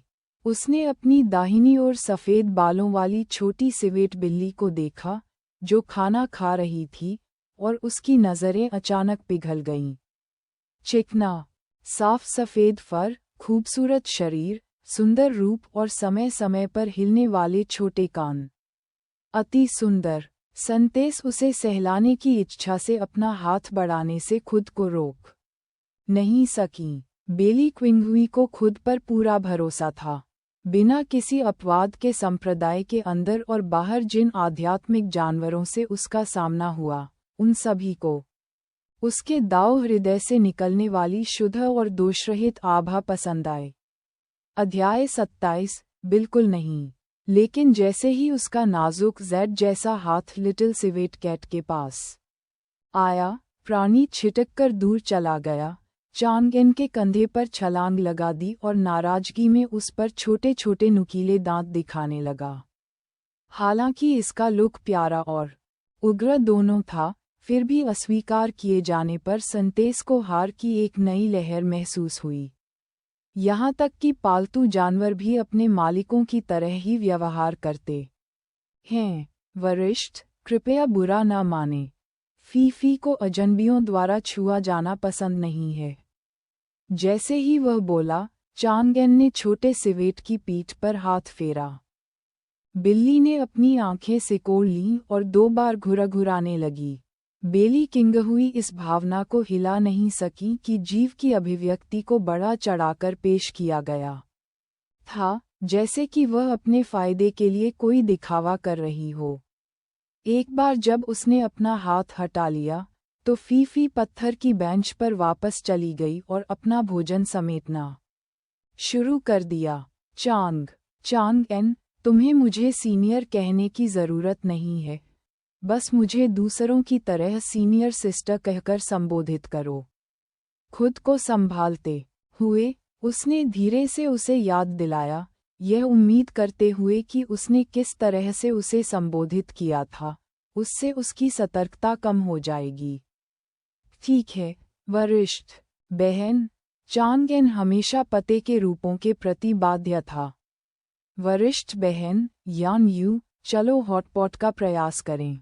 उन्होंने लड़कियों के लिए कटोरे और चॉपस्टिक के 2 नए सेट तैयार किए और बताया कि पकवान कैसे खाना चाहिए। यान यू को मसालेदार हॉटपॉट बहुत पसंद था और वह जल्द ही खुद को उसमें खो बैठी। फिर भी हर गतिविधि सुंदर बनी रही, जो एक महान सांस्कृतिक कबीले की युवा महिला के लिए उपयुक्त थी। बेली किंगहुई ने केवल हल्के शोरबा का नमूना लिया, भोजन में कोई दिलचस्पी नहीं दिखाई और चुपचाप दूसरों की बातें सुनती रही। उसकी मात्र उपस्थिति ने लापरवाह स्वॉर्ड 13 को भी खुद को नियंत्रित करने पर मजबूर कर दिया। मिंग युआनहाओ को तो छोड़ ही दें, बेझिझक अपने पिछले विषय को जारी रखें, दिखावा करें कि मैं यहाँ नहीं हूँ। बेली क्विंगहुई ने टेबल की कठोरता को महसूस करते हुए विचारपूर्वक सुझाव दिया। मेज पर बैठे 2 बूढ़े लेचरों ने एक दूसरे पर नजरें डालीं। कुछ समय पहले वे पुराने दोस्तों की तरह वेश्यालय की गपशप के बारे में बातें कर रहे थे, कुई से लेकर सिस्टर होम तक, वर्दी से लेकर खिलौनों तक। आप चाहते हैं कि हम चलते रहें? स्वॉर्ड 13 ने अनुमान लगाया कि यह वरिष्ठ बहन चांगएन के लिए आई थी और उसने अपने दोस्त को मदद देने का फैसला किया। हालांकि उसका दायरा उनसे कहीं ज्यादा था, कौन जानता था, चमत्कार हुआ। संप्रदाय में वापस आकर वह शेखी बघार सकता है। मुझे एक भाई मिला है, ठीक है, वेश्या नहीं, कंधे से कंधा मिलाकर लड़ रहा है। उसकी पत्नी भविष्य के क्लेश को पार करने वाली महान विशेषज्ञ है, जो लिंग्युआन महाद्वीप के प्रथम संप्रदाय की संत है। इसकी कल्पना मात्र से उसका अभिमान बढ़ गया। अपना गला साफ करते हुए लिटिल स्वॉर्ड ने मियाओक्सियन पैलेस के खिलाफ सराय में अपने दिन की लड़ाई को याद किया, अलंकृत, सेंसर किया हुआ और साफ सुथरा। अलंकरणों में चांगएन की बुद्धि और संकल्प पर प्रकाश डाला गया। अंतिम क्षण तक अपमान सहना, फिर आयरन माउंटेन लीन से मुक्त होना। निःसंदेह साफ सुथरे हिस्सों से उसका अपना काला इतिहास छूट गया। राक्षस वध की कहानी के बाद यान यू की उज्ज्वल आंखें चमक उठीं। वाह चांगएन, आप अद्भुत हैं, और तब भी घायल हैं। आपने ये जाने बिना कि स्वॉर्ड 13 कितनी मजबूत थी, गोल्डन कोर से लड़ने का साहस किया। एक बार फिर तिरछी टिप्पणी से आहत संत ने चांगएन की ओर देखने से पहले अपनी तारों भरी आंखों वाली जूनियर सिस्टर की ओर देखा। हालांकि वह जिद्दी था, लेकिन वह वास्तव में धर्मी था और कार्य करने के लिए तैयार था। और उसकी प्रचुर यान क्यूई को देखते हुए वह स्पष्ट रूप से महिलाओं से दूर रहता था और खुद को शुद्ध रखता था। इसमें कोई आश्चर्य नहीं कि वह मधुमक्खियों के अन्य झुंड की तरह उस पर फिदा नहीं हुआ। उस पल चुपचाप सुन रहे मिंग युआनहाओ को कुछ याद आया और उसने उत्साह से पूछा, अरे, मैंने सुना है कि मियाओक्सियन पैलेस के बंदी अपने पैरों का इस्तेमाल करना पसंद करते हैं। क्या आप लोगों के साथ ऐसा हुआ है? कदापि नहीं, स्वॉर्ड 13 और चांग एन ने एक स्वर में उत्तर दिया। वे चुड़ैलें घृणित हैं, यान यू कामपोठी। बेली किंगहुई की भौहें अदृश्य रूप से हिल गईं। तार्किक रूप से विकृति से उसे उबकाई आनी चाहिए, फिर भी उसके कशीदाकारी क्लाउड बूट के अंदर पैर की उंगलियां सहज रूप से मुड़ी हुई क्यों थीं? कहानी खत्म होने के बाद टेबल पर फिर से सन्नाटा छा गया, ये जानते हुए कि उसकी खराब बातचीत कौशल ने मूड खराब कर दिया है। किंगहुई ने यान यू को उकसाया, जो अभी भी खा रहा था और एक त्वरित समाधान चाहता था। यान यू ने अनिच्छा से अपनी चॉपस्टिक नीचे रखते हुए देखा। चांग एन, हम भी आज सुबह यहीं हैं। अपने हाथ के इशारे से उसने मेज पर एक मिड ग्रेड स्पिरिट स्टोन और एक फाउंडेशन एस्टेब्लिशमेंट स्टेज तावीज़ को झिलमिलाता हुआ रख दिया। स्पिरिट स्टोन वह संतुलन है जिस पर हम सहमत हुए हैं। यह मिड ग्रेड विशेष तावीज़, छाया एस्केप तावीज़, आपके द्वारा उपयोग किए गए तावीज़ की जगह लेता है। उसकी चौड़ी आंखें लिटिल हैंडसम को उत्सुकता से देख रही थीं। डर था कि कहीं वह इससे भी इनकार न कर दे। चांग एन ने जो उचित था उसे अस्वीकार करने का कोई कारण नहीं देखा और तुरंत उन्हें अपने स्टोरेज रिंग में संग्रहीत कर लिया। धन्यवाद। यान यू ने आशा को महसूस करते हुए सांस छोड़ी और वरिष्ठ बहन की ओर मुड़ी। बेली किंगहुई ने अपने होंठ दबाए, एक गोरा हाथ उठाया और एक छोटा, हल्का चमकता हुआ कागज नीचे रख दिया। चांग एन, मेरी माफ़ी व्यक्त करने के लिए एक छोटा सा उपहार, कृपया इसे स्वीकार करें। इस बीच उसका निर्दोष बर्फ आत्मा दाओ हृदय अपनी सीमा तक घूम गया। उसकी हर हरकत और दिव्य आत्मा को प्रतिबिंबित कर रहा था, कुछ भी नहीं छिप सकता था। यदि उसने ईमानदारी से माफ़ी और मुआवजा स्वीकार कर लिया, तो उसके दाओ दिल में लाल धागा गायब हो जाएगा। वह शांति से ग्रेट दाओ की खेती और उसका अनुसरण करने के लिए वापस लौट सकती थी। चांग एन ने मेज पर नज़र डाली। तावीज़ जैसी वस्तु में कोई स्पिरिट पैटर्न नहीं था, लेकिन प्रकाश के दो संकेंद्रित छल्ले थे, स्पष्ट रूप से। एक उपयोग। इसे पहचानने में बहुत अनुभवहीन होने के बावजूद वह अभी भी बता सकता है कि यह अमूल्य है। संक्षिप्त विचार के बाद उन्होंने इतना महंगा मुआवजा स्वीकार न करने का फैसला किया। एक तो उसे कोई शिकायत नहीं थी और उसकी चोटें मामूली थीं। दूसरे के लिए कर्म को आमंत्रित करना नासमझी थी। बेली किंगहुई की यात्रा ने उसे पहले ही आश्चर्यचकित कर दिया था और स्वॉर्ड 13 और मिंग युआनहाओ को संदेह था। चांग एन उसके इरादों को समझ नहीं सका और केवल परेशानी से बचना चाहता था। इस बात का जिक्र नहीं कि उसके गुरु उसके सम्मानित शिष्य को उलझाने के साहस के लिए उसे परेशान कर सकते हैं। इसके अलावा दोबारा इनकार करने से उसके सिग्मा मैन शीर्षक में एक जेमा मान जुड़ जाएगा। क्यों नहीं? मन बना लिया, चांग एन ने किंगहुई की ओर अपनी निगाहें उठाईं और दृढ़ता से कहा, महाराज, आज सुबह के बारे में भूल जाइए। मुझे कोई दुख नहीं हुआ। मैं ऐसा उपहार स्वीकार नहीं कर सकता। कृपया इसे वापस ले लें। उसके शब्द अचानक सन्नाटे में गूंजते रहे। सबसे पहले चांग एन का दिल पसीज गया। अरे, कोई सिस्टम संकेत नहीं। वह सुस्त प्रणाली प्रति उच्च सौंदर्य वाली महिला को केवल एक इनकार की अनुमति है। उदास होकर उसने दूसरों की प्रतिक्रियाओं को स्कैन किया। मिंग युआनहाओ ने स्पष्ट दया से अपनी जीभ चटकाई।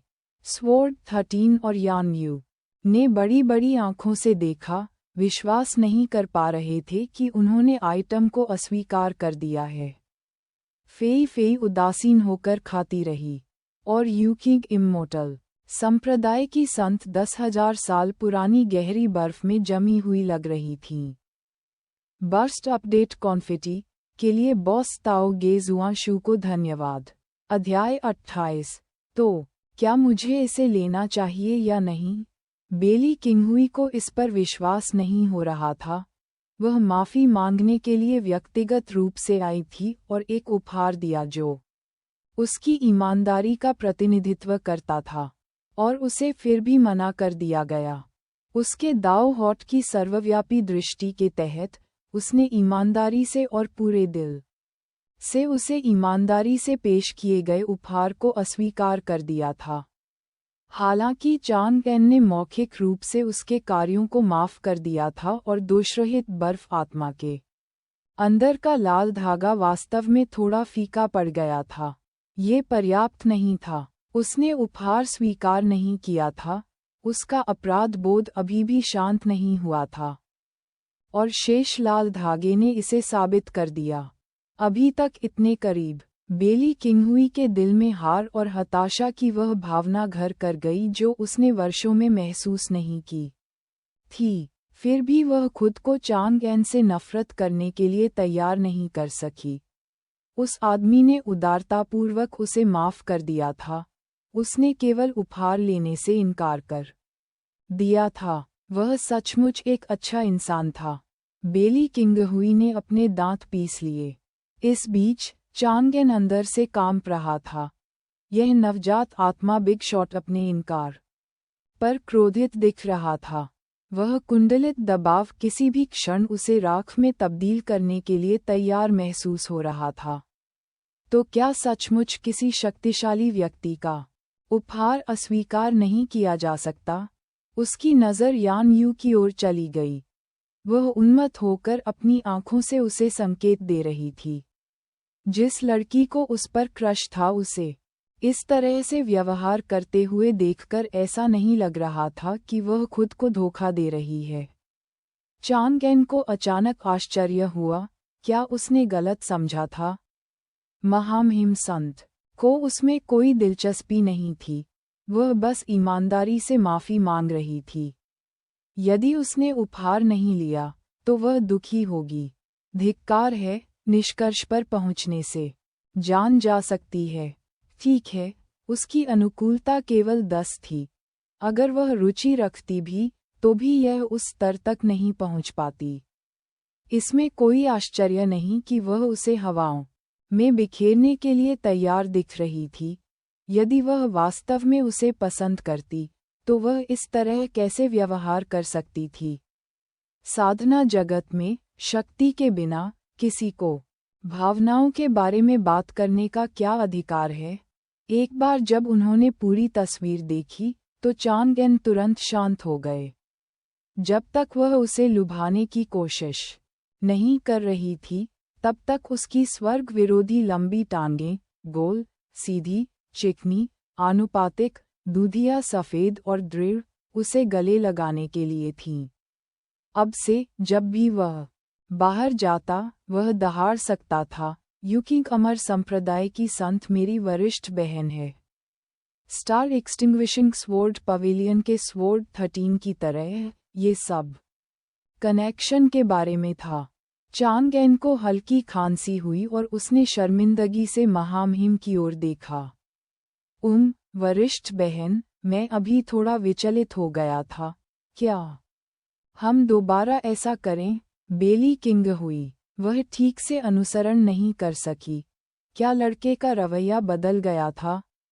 आशा की एक किरण पकड़े हुए महामहिम ने फिर से कहना शुरू किया, यह मेरी माफी का एक छोटा सा प्रतीक है। धन्यवाद वरिष्ठ बहन। इससे पहले कि वह अपनी बात पूरी कर पाती, चांग एन ने तावीज़ कागज को अपनी भंडारण रिंग में छिपा दिया था। उद्धरण चिन्ह ... उद्धरण चिन्ह। बेली किंगहुई को नहीं लगा कि उसने उसके पश्चाताप को बिल्कुल भी स्वीकार कर लिया है। इसके बजाय ऐसा लग रहा था जैसे उसने मारे जाने के डर से अपमान सह लिया हो, गंभीर रूप से अन्याय किया गया, फिर भी उस चीज़ को रखने के लिए मजबूर किया गया। फ्लॉलेस आइस, सोल के अंदर के लाल धागे ने ये साबित कर दिया, न केवल ये गायब नहीं हुआ था, बल्कि यह गाढ़ा हो गया था। संत को ऐसा महसूस हुआ कि आकाश उनके ऊपर टूट पड़ा है।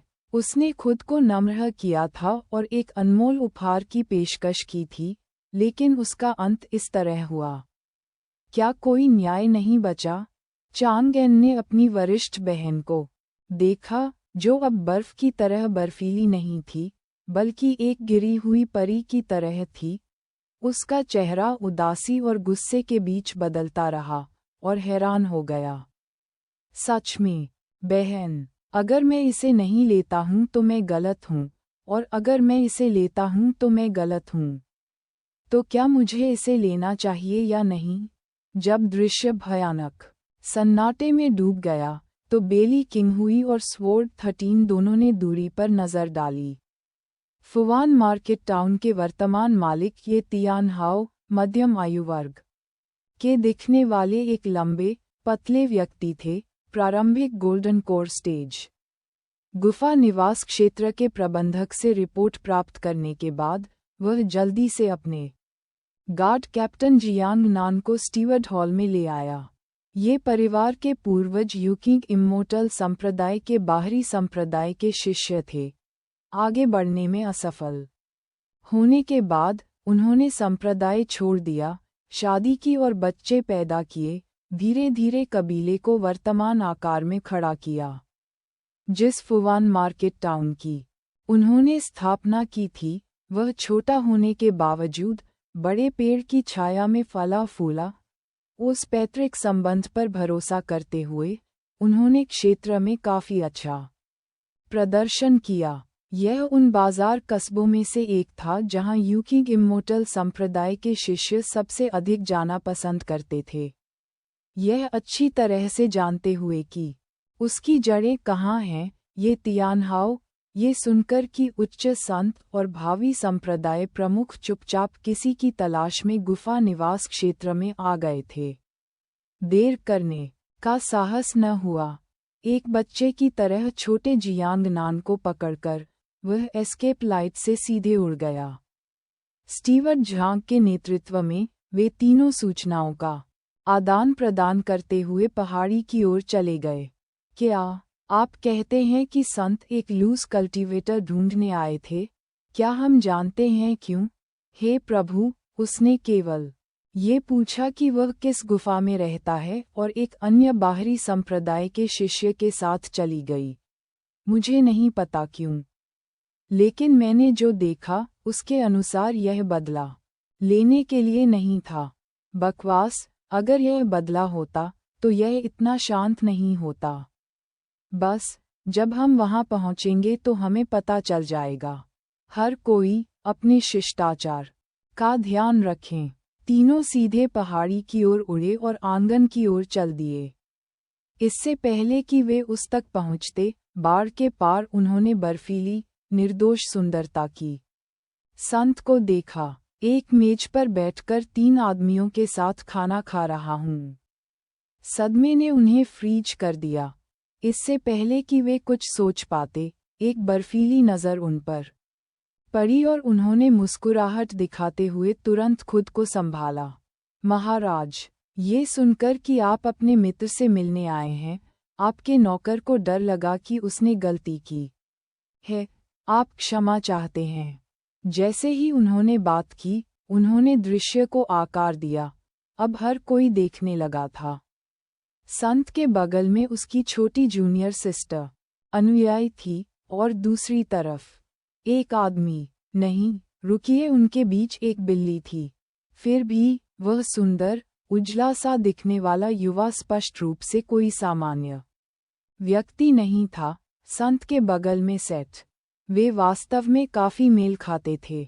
अन्य 2 आदमी, एक दाढ़ी वाला और सादा, कुछ खास नहीं।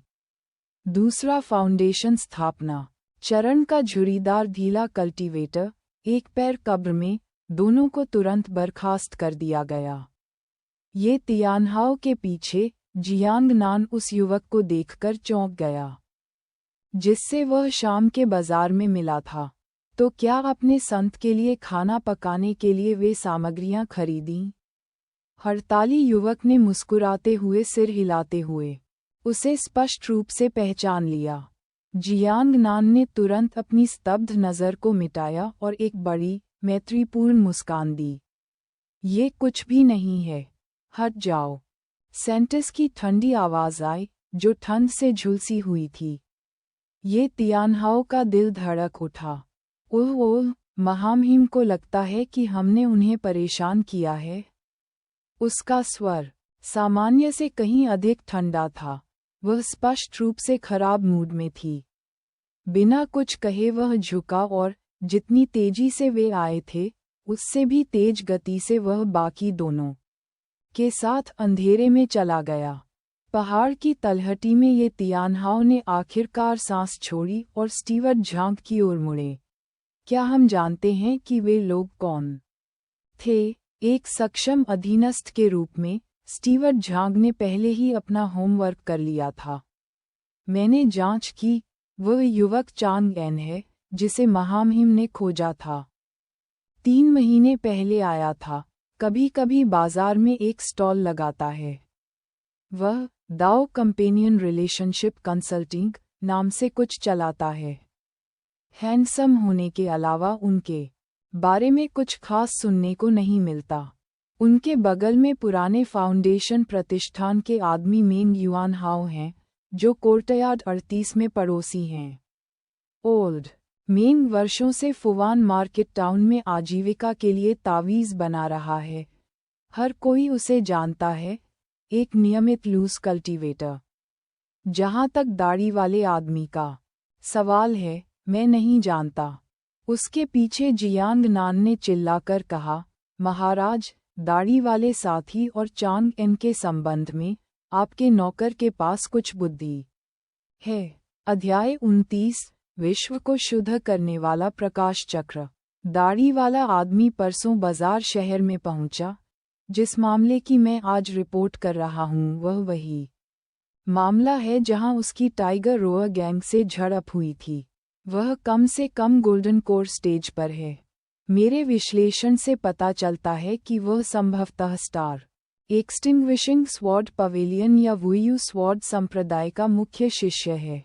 अगर वह वास्तव में स्टार एक्सटिंग्विशिंग स्वॉर्ड पवेलियन से है तो उसके लिए संतेस के साथ एक टेबल साझा करना बिल्कुल सामान्य है। फिर उसने शर्मीली मुस्कान के साथ कहा, हे प्रभु, मैं आज शाम को चांगएन में चला गया। वह रात्रि भोज के लिए संत की मेजबानी के लिए सामग्री खरीद रहा था। टाइगर रोअर गैंग ने शायद उसके व्यवहार से प्रभावित होकर बाजार विक्रेताओं को उसे कुछ भी बेचने से मना कर दिया। आपके विनम्र सेवक ने हस्तक्षेप किया, उन ठगों को दंडित किया और चांगएन को अपनी खरीदारी पूरी करने की अनुमति दी। इसके साथ ही जियांग नान ने मार्केट टाउन लॉर्ड की ओर उम्मीद से देखा। ये तियानहाओ ने ये सुनकर आश्चर्य से अपने अधीनस्थ की ओर देखा। ऐसी कोई बात थी? शाबाश जियांग नान। अगर संत सामग्री की कमी से नाराज हो गए होते तो उन्होंने सोचा होता कि मैं फुवान मार्केट टाउन को खराब तरीके से चलाता हूँ। तथ्य ये है कि संतेस इस भोजन का आनंद ले सकी, इसके लिए आंशिक रूप से आपका धन्यवाद है। वह टाइगर रोअर गैंग मेरे मैदान पर इतनी अहंकारी हरकत करने की हिम्मत कर रहा है। जाओ और उन्हें एक और चेतावनी दो। जहाँ तक उस बदमाश तांगहू की बात है जो अभी भी मेरी बेटी से प्रेमालाप करने का सपना देख रहा है, उसे सपने देखने दो। आंगन संख्या 37। माहौल काफी हद तक शांत हो गया था। ये तियानहाओ के व्यवधान के कारण बेली क्विंगहुई अंततः शांत हो गई। वह अपने दाव हॉट को बहाल करने के लिए बहुत अधीर थी। लापरवाही से काम करने से ये लूज कल्टीवेटर केवल डरेगा।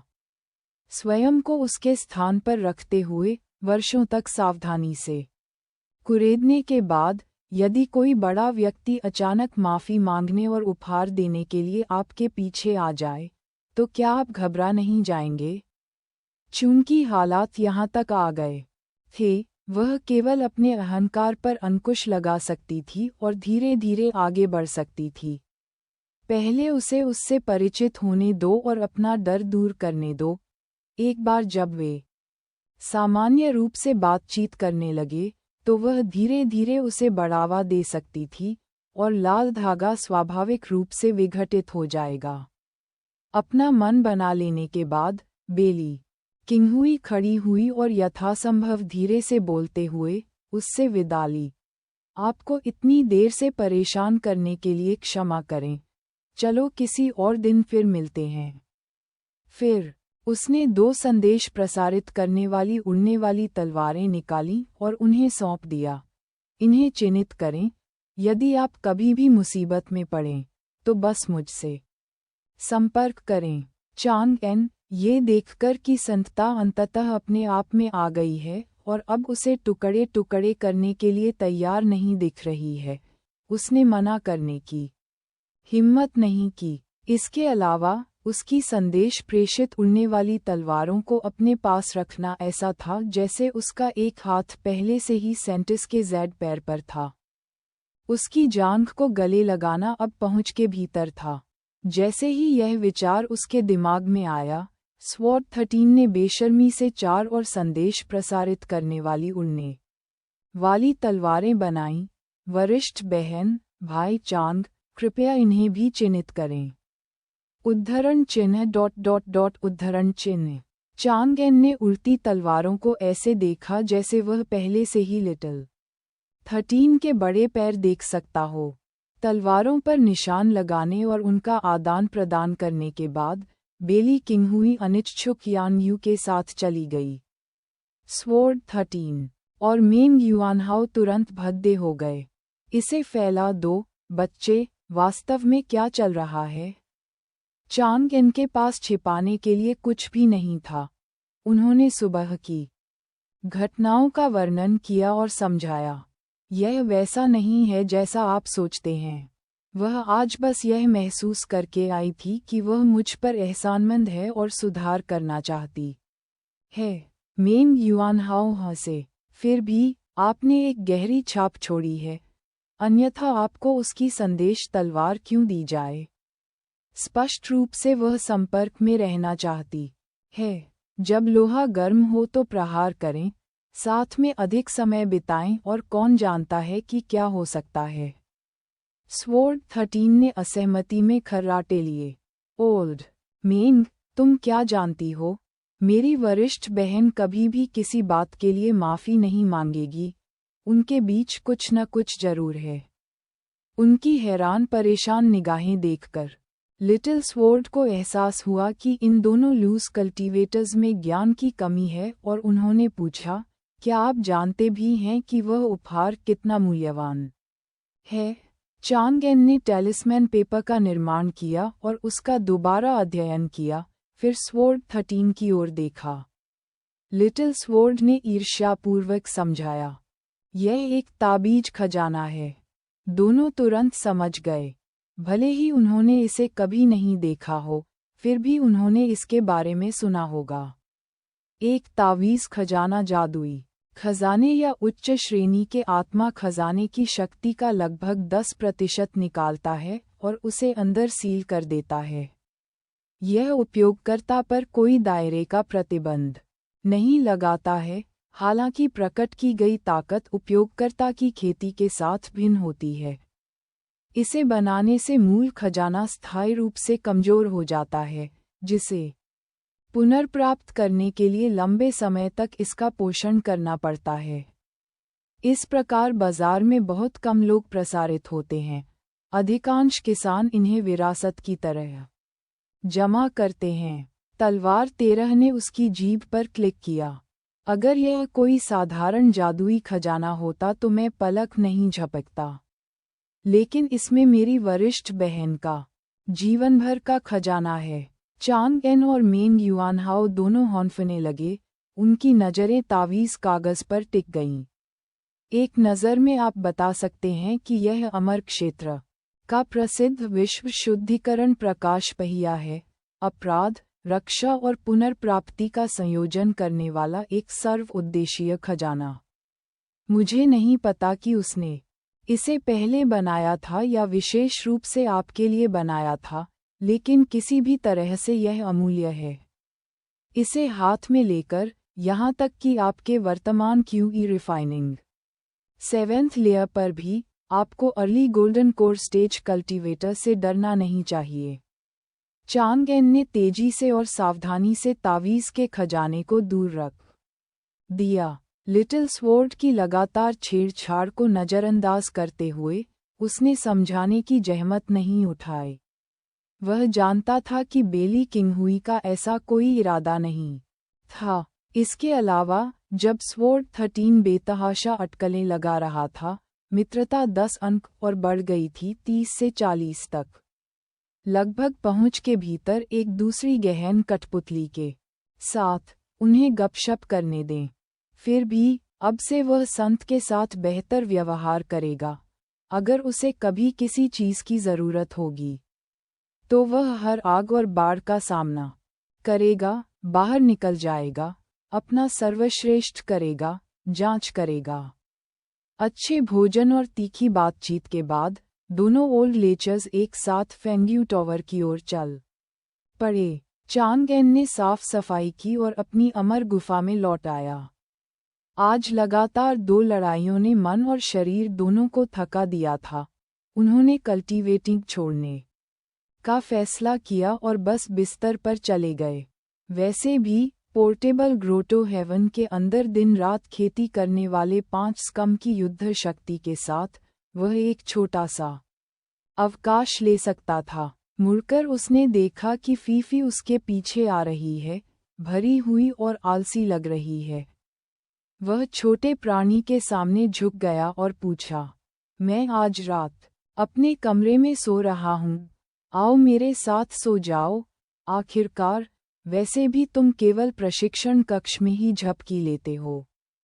फीफी ने सदमे में अपनी चमकदार आंखें चौड़ी की, मानो कह रही हो, तुम्हें केवल मेरे बालों को सहलाने की अनुमति थी, अब तुम एक बिस्तर साझा करना चाहते हो।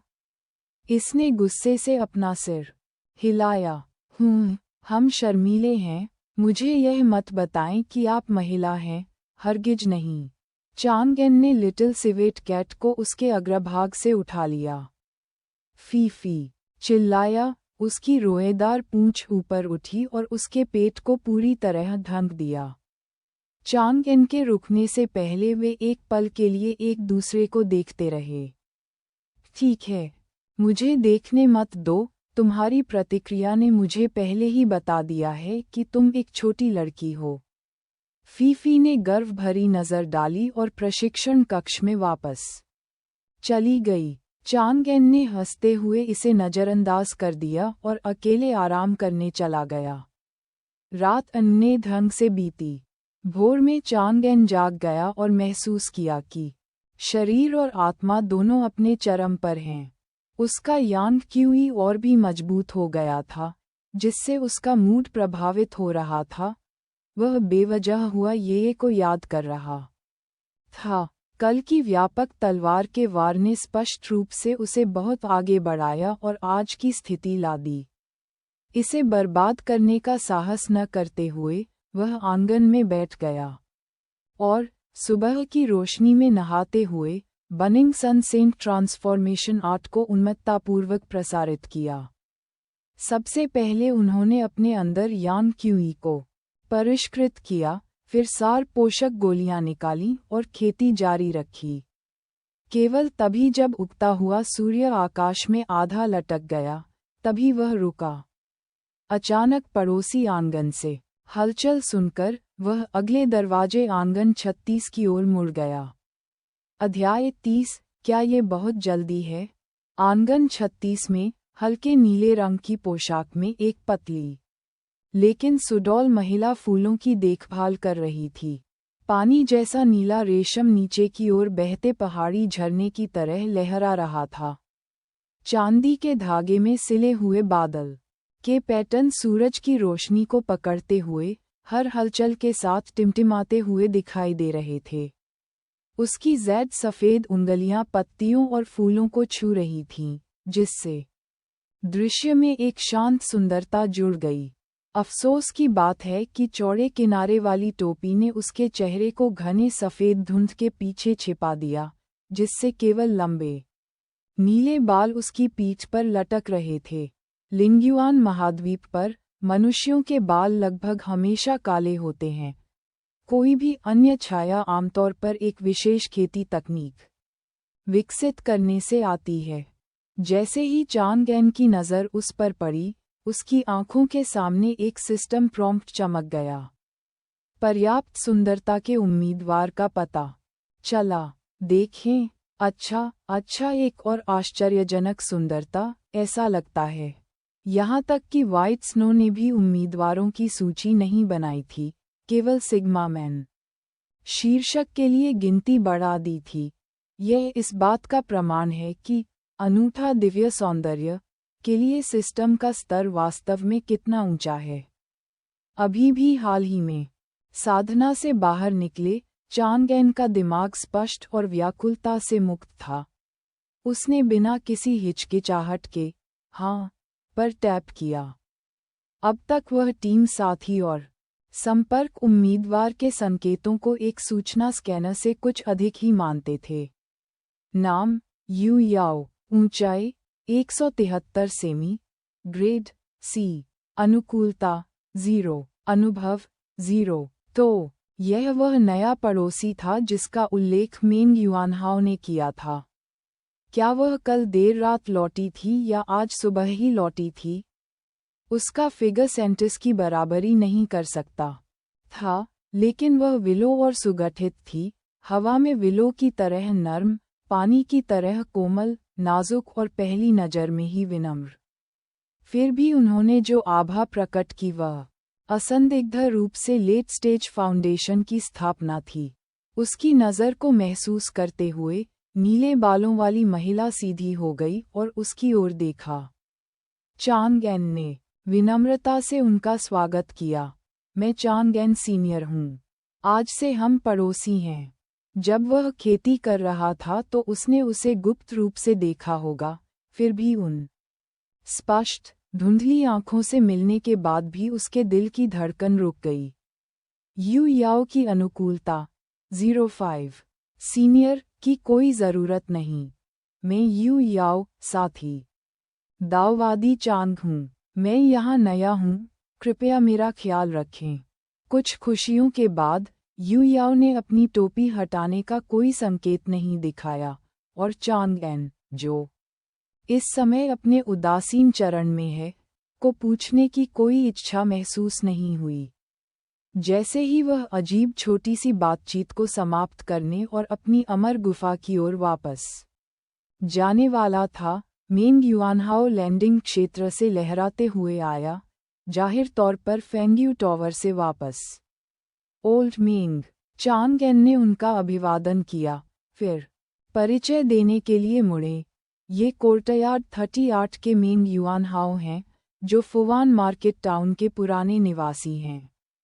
यू याओ ने स्वीकृति में हल्का सा सिर हिलाया। ओल्ड मेंग, ये हमारा नया पड़ोसी है, साथी दाववादी यू याओ। दूर से मेंग युआनहाओ ने उन्हें बातें करते हुए देख लिया था और एक समझदार शरारती मुस्कान दिखाई थी, लेकिन एक बार जब वह यू याओ के पहनावे का अध्ययन करने के लिए काफी करीब आ गया, तो उसने आश्चर्य और झिझक से पूछा, क्या वह आप ही थे जिसने कल रात फेंग्यू टॉवर में प्रदर्शन किया था?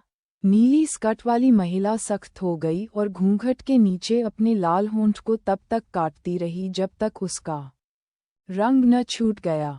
उसने कभी नहीं सोचा था कि जब वह पहली रात वहां खेल रही होगी तो उसका सामना एक पड़ोसी, एक बूढ़े शराबी से होगा, जो उसे इस खूबसूरत जवान आदमी के सामने बेनकाब कर देगा। फेंग्यू टॉवर में प्रदर्शन करके स्पिरिट स्टोन्स अर्जित करने के लिए कम, यू याओ पहले से ही निराश महसूस कर रहा था। अब जीवन और भी अंधकार में लगने लगा। ओल्डमैन को अपनी गलती का एहसास हुआ और उसने जल्द ही चांग एन के साथ चीजों को ठीक करने की कोशिश की। छोटे चांग, आप नहीं जानते, दाओइस्ट यू विशेष रूप से एक संगीतकार के रूप में लगे हुए थे। पिछली रात उसका ट्रायल शो था और उसके दिव्य संगीत ने पूरे घर को स्तब्ध कर दिया था। The way of musical rhythm में उनकी महारत असाधारण है। अनगिनत गुजरने वाले कल्टीवर्स ने उन्हें सुना और विशेष रूप से चाय पीने और सुनने के लिए आए। सिस्टर होंग बहुत खुश थीं और उन्होंने मौके पर ही एक लंबे अनुबंध पर हस्ताक्षर कर दिए। मेरे विचार में डाओइस्ट यू का कौशल उन शिष्यों से भी बेहतर है जिनके बारे में मैंने मिंगियन हेवनली पैलेस से सुना है। यू याओ सोच में खोए हुए अंततः एक विराम के बाद उत्तर दिया, ओल्डमैन मेरी चापलूसी करता है, मैं केवल स्पिरिट स्टोन्स की तलाश करता हूँ, शायद ही म्यूजिकल रिदम का महान दाओ। अजीबता देखकर ओल्डमैन ने हंसते हुए कहा, आप दोनों बातें करें, मैं आराम के लिए अपनी गुफा में वापस चला जाऊंगा। इतना कहकर वह भाग गया। चांग एन, जो चुप था, उसने यू याओ की स्पष्ट रूप से कम आत्माओं को देखा और उसके हाथों को पकड़ते हुए अचानक कहा, तो दाओइस्ट यू का कौशल इतना शानदार है, क्या संयोग है। मुझे लंबे समय से the way of musical rhythm में रुचि रही है, फिर भी कभी नहीं पता था कि मेरे पास कोई प्रतिभा है या नहीं। मेरा एक विनम्र अनुरोध है, क्या डाओइस्ट यू मेरी योग्यता का परीक्षण करने के लिए एक बार मेरा मार्गदर्शन कर सकता है? बेशक, मैं स्पिरिट स्टोन्स का भुगतान करूंगा। आप क्या कहते हैं? उन्होंने पूरी ईमानदारी से बात की, क्योंकि यह बात सीधे दिल से निकली थी। सिस्टम की अधिकांश नियमित खोजें पहले से ही चल रही थीं या उनके पास स्पष्ट सुराग थे। केवल शेष पहेलियां बास्केटबॉल प्रशिक्षण और फिजिक थीं। व्यापक गुणवत्ता सुधार श्रेणी के अंतर्गत संगीत प्रशिक्षण स्पष्ट दिशा वाले लोगों में से एक था। चांग एन ने खुद गाने की कोशिश की थी, यहाँ तक कि एक ज़ैद जिथर भी खरीदा था और कई बार अभ्यास भी किया था, फिर भी कभी कोई प्रगति नहीं हुई। इसलिए उन्होंने अपनी उम्मीदें the way of musical rhythm पर लगाईं। अमर लोक में वास्तव में संगीत के माध्यम से साधना मौजूद है। मिंगियन हेवनली पैलेस इसका सबसे प्रसिद्ध उदाहरण है। और ये तर्क को झुठलाता है, कुछ प्रतिभाएं टूटते सितारों जितनी तेजी से आगे बढ़ती हैं, लगभग धोखा देने जैसी। निस्संदेह, इसके लिए संगीतमय लय के साथ जुड़ी हुई एक साधना तकनीक की आवश्यकता होती है। अकेले दाव पर महारत हासिल करना थोड़ी मदद है। यू याओ जैसा कोई व्यक्ति जो साधकों की भीड़ को आकर्षित कर सकता है, निश्चित रूप से संगीतमय लय के रास्ते पर चल रहा होगा। शायद उसका संगीत प्रशिक्षण उस पर निर्भर हो सकता है। स्पष्ट रूप से कहें तो चांग एन एक परीक्षण पाठ चाहता था। यह यू याओ को उसका पड़ोसी पसंद आया, लेकिन पहली मुलाकात में ही उसे संगीत की लय सिखाना, क्या ये जल्दबाजी वाली बात नहीं थी? जैसे ही वह झिझकी, दूर से एक अभिवादन सुनाई दिया, फेलो दाओइस्ट चांग। वे पीछे मुड़े और देखा कि एक छोटा, सुंदर आदमी मिलनसार मुस्कान के साथ आ रहा है। यू याओ का दिल कड़ा हो गया। फाउंडेशन स्थापना पूर्णता चरण, गोल्डन कोर से केवल एक कदम। उनकी उम्र में कोर संघनन निश्चित था। कैप्टन जियांग, चांग एन ने शिष्टाचार लौटाया। जियांग नान ने यू याओ की ओर देखा, लेकिन उसे नज़रअंदाज कर दिया। चांदी की सीटी बजाने से पहले थोड़ी देर बात करने के लिए आगे बढ़ी। साथ ही दाववादी चांग, कल की टाइगर रोअर गैंग घटना ने हमें सुरक्षा जोखिमों की याद दिला दी।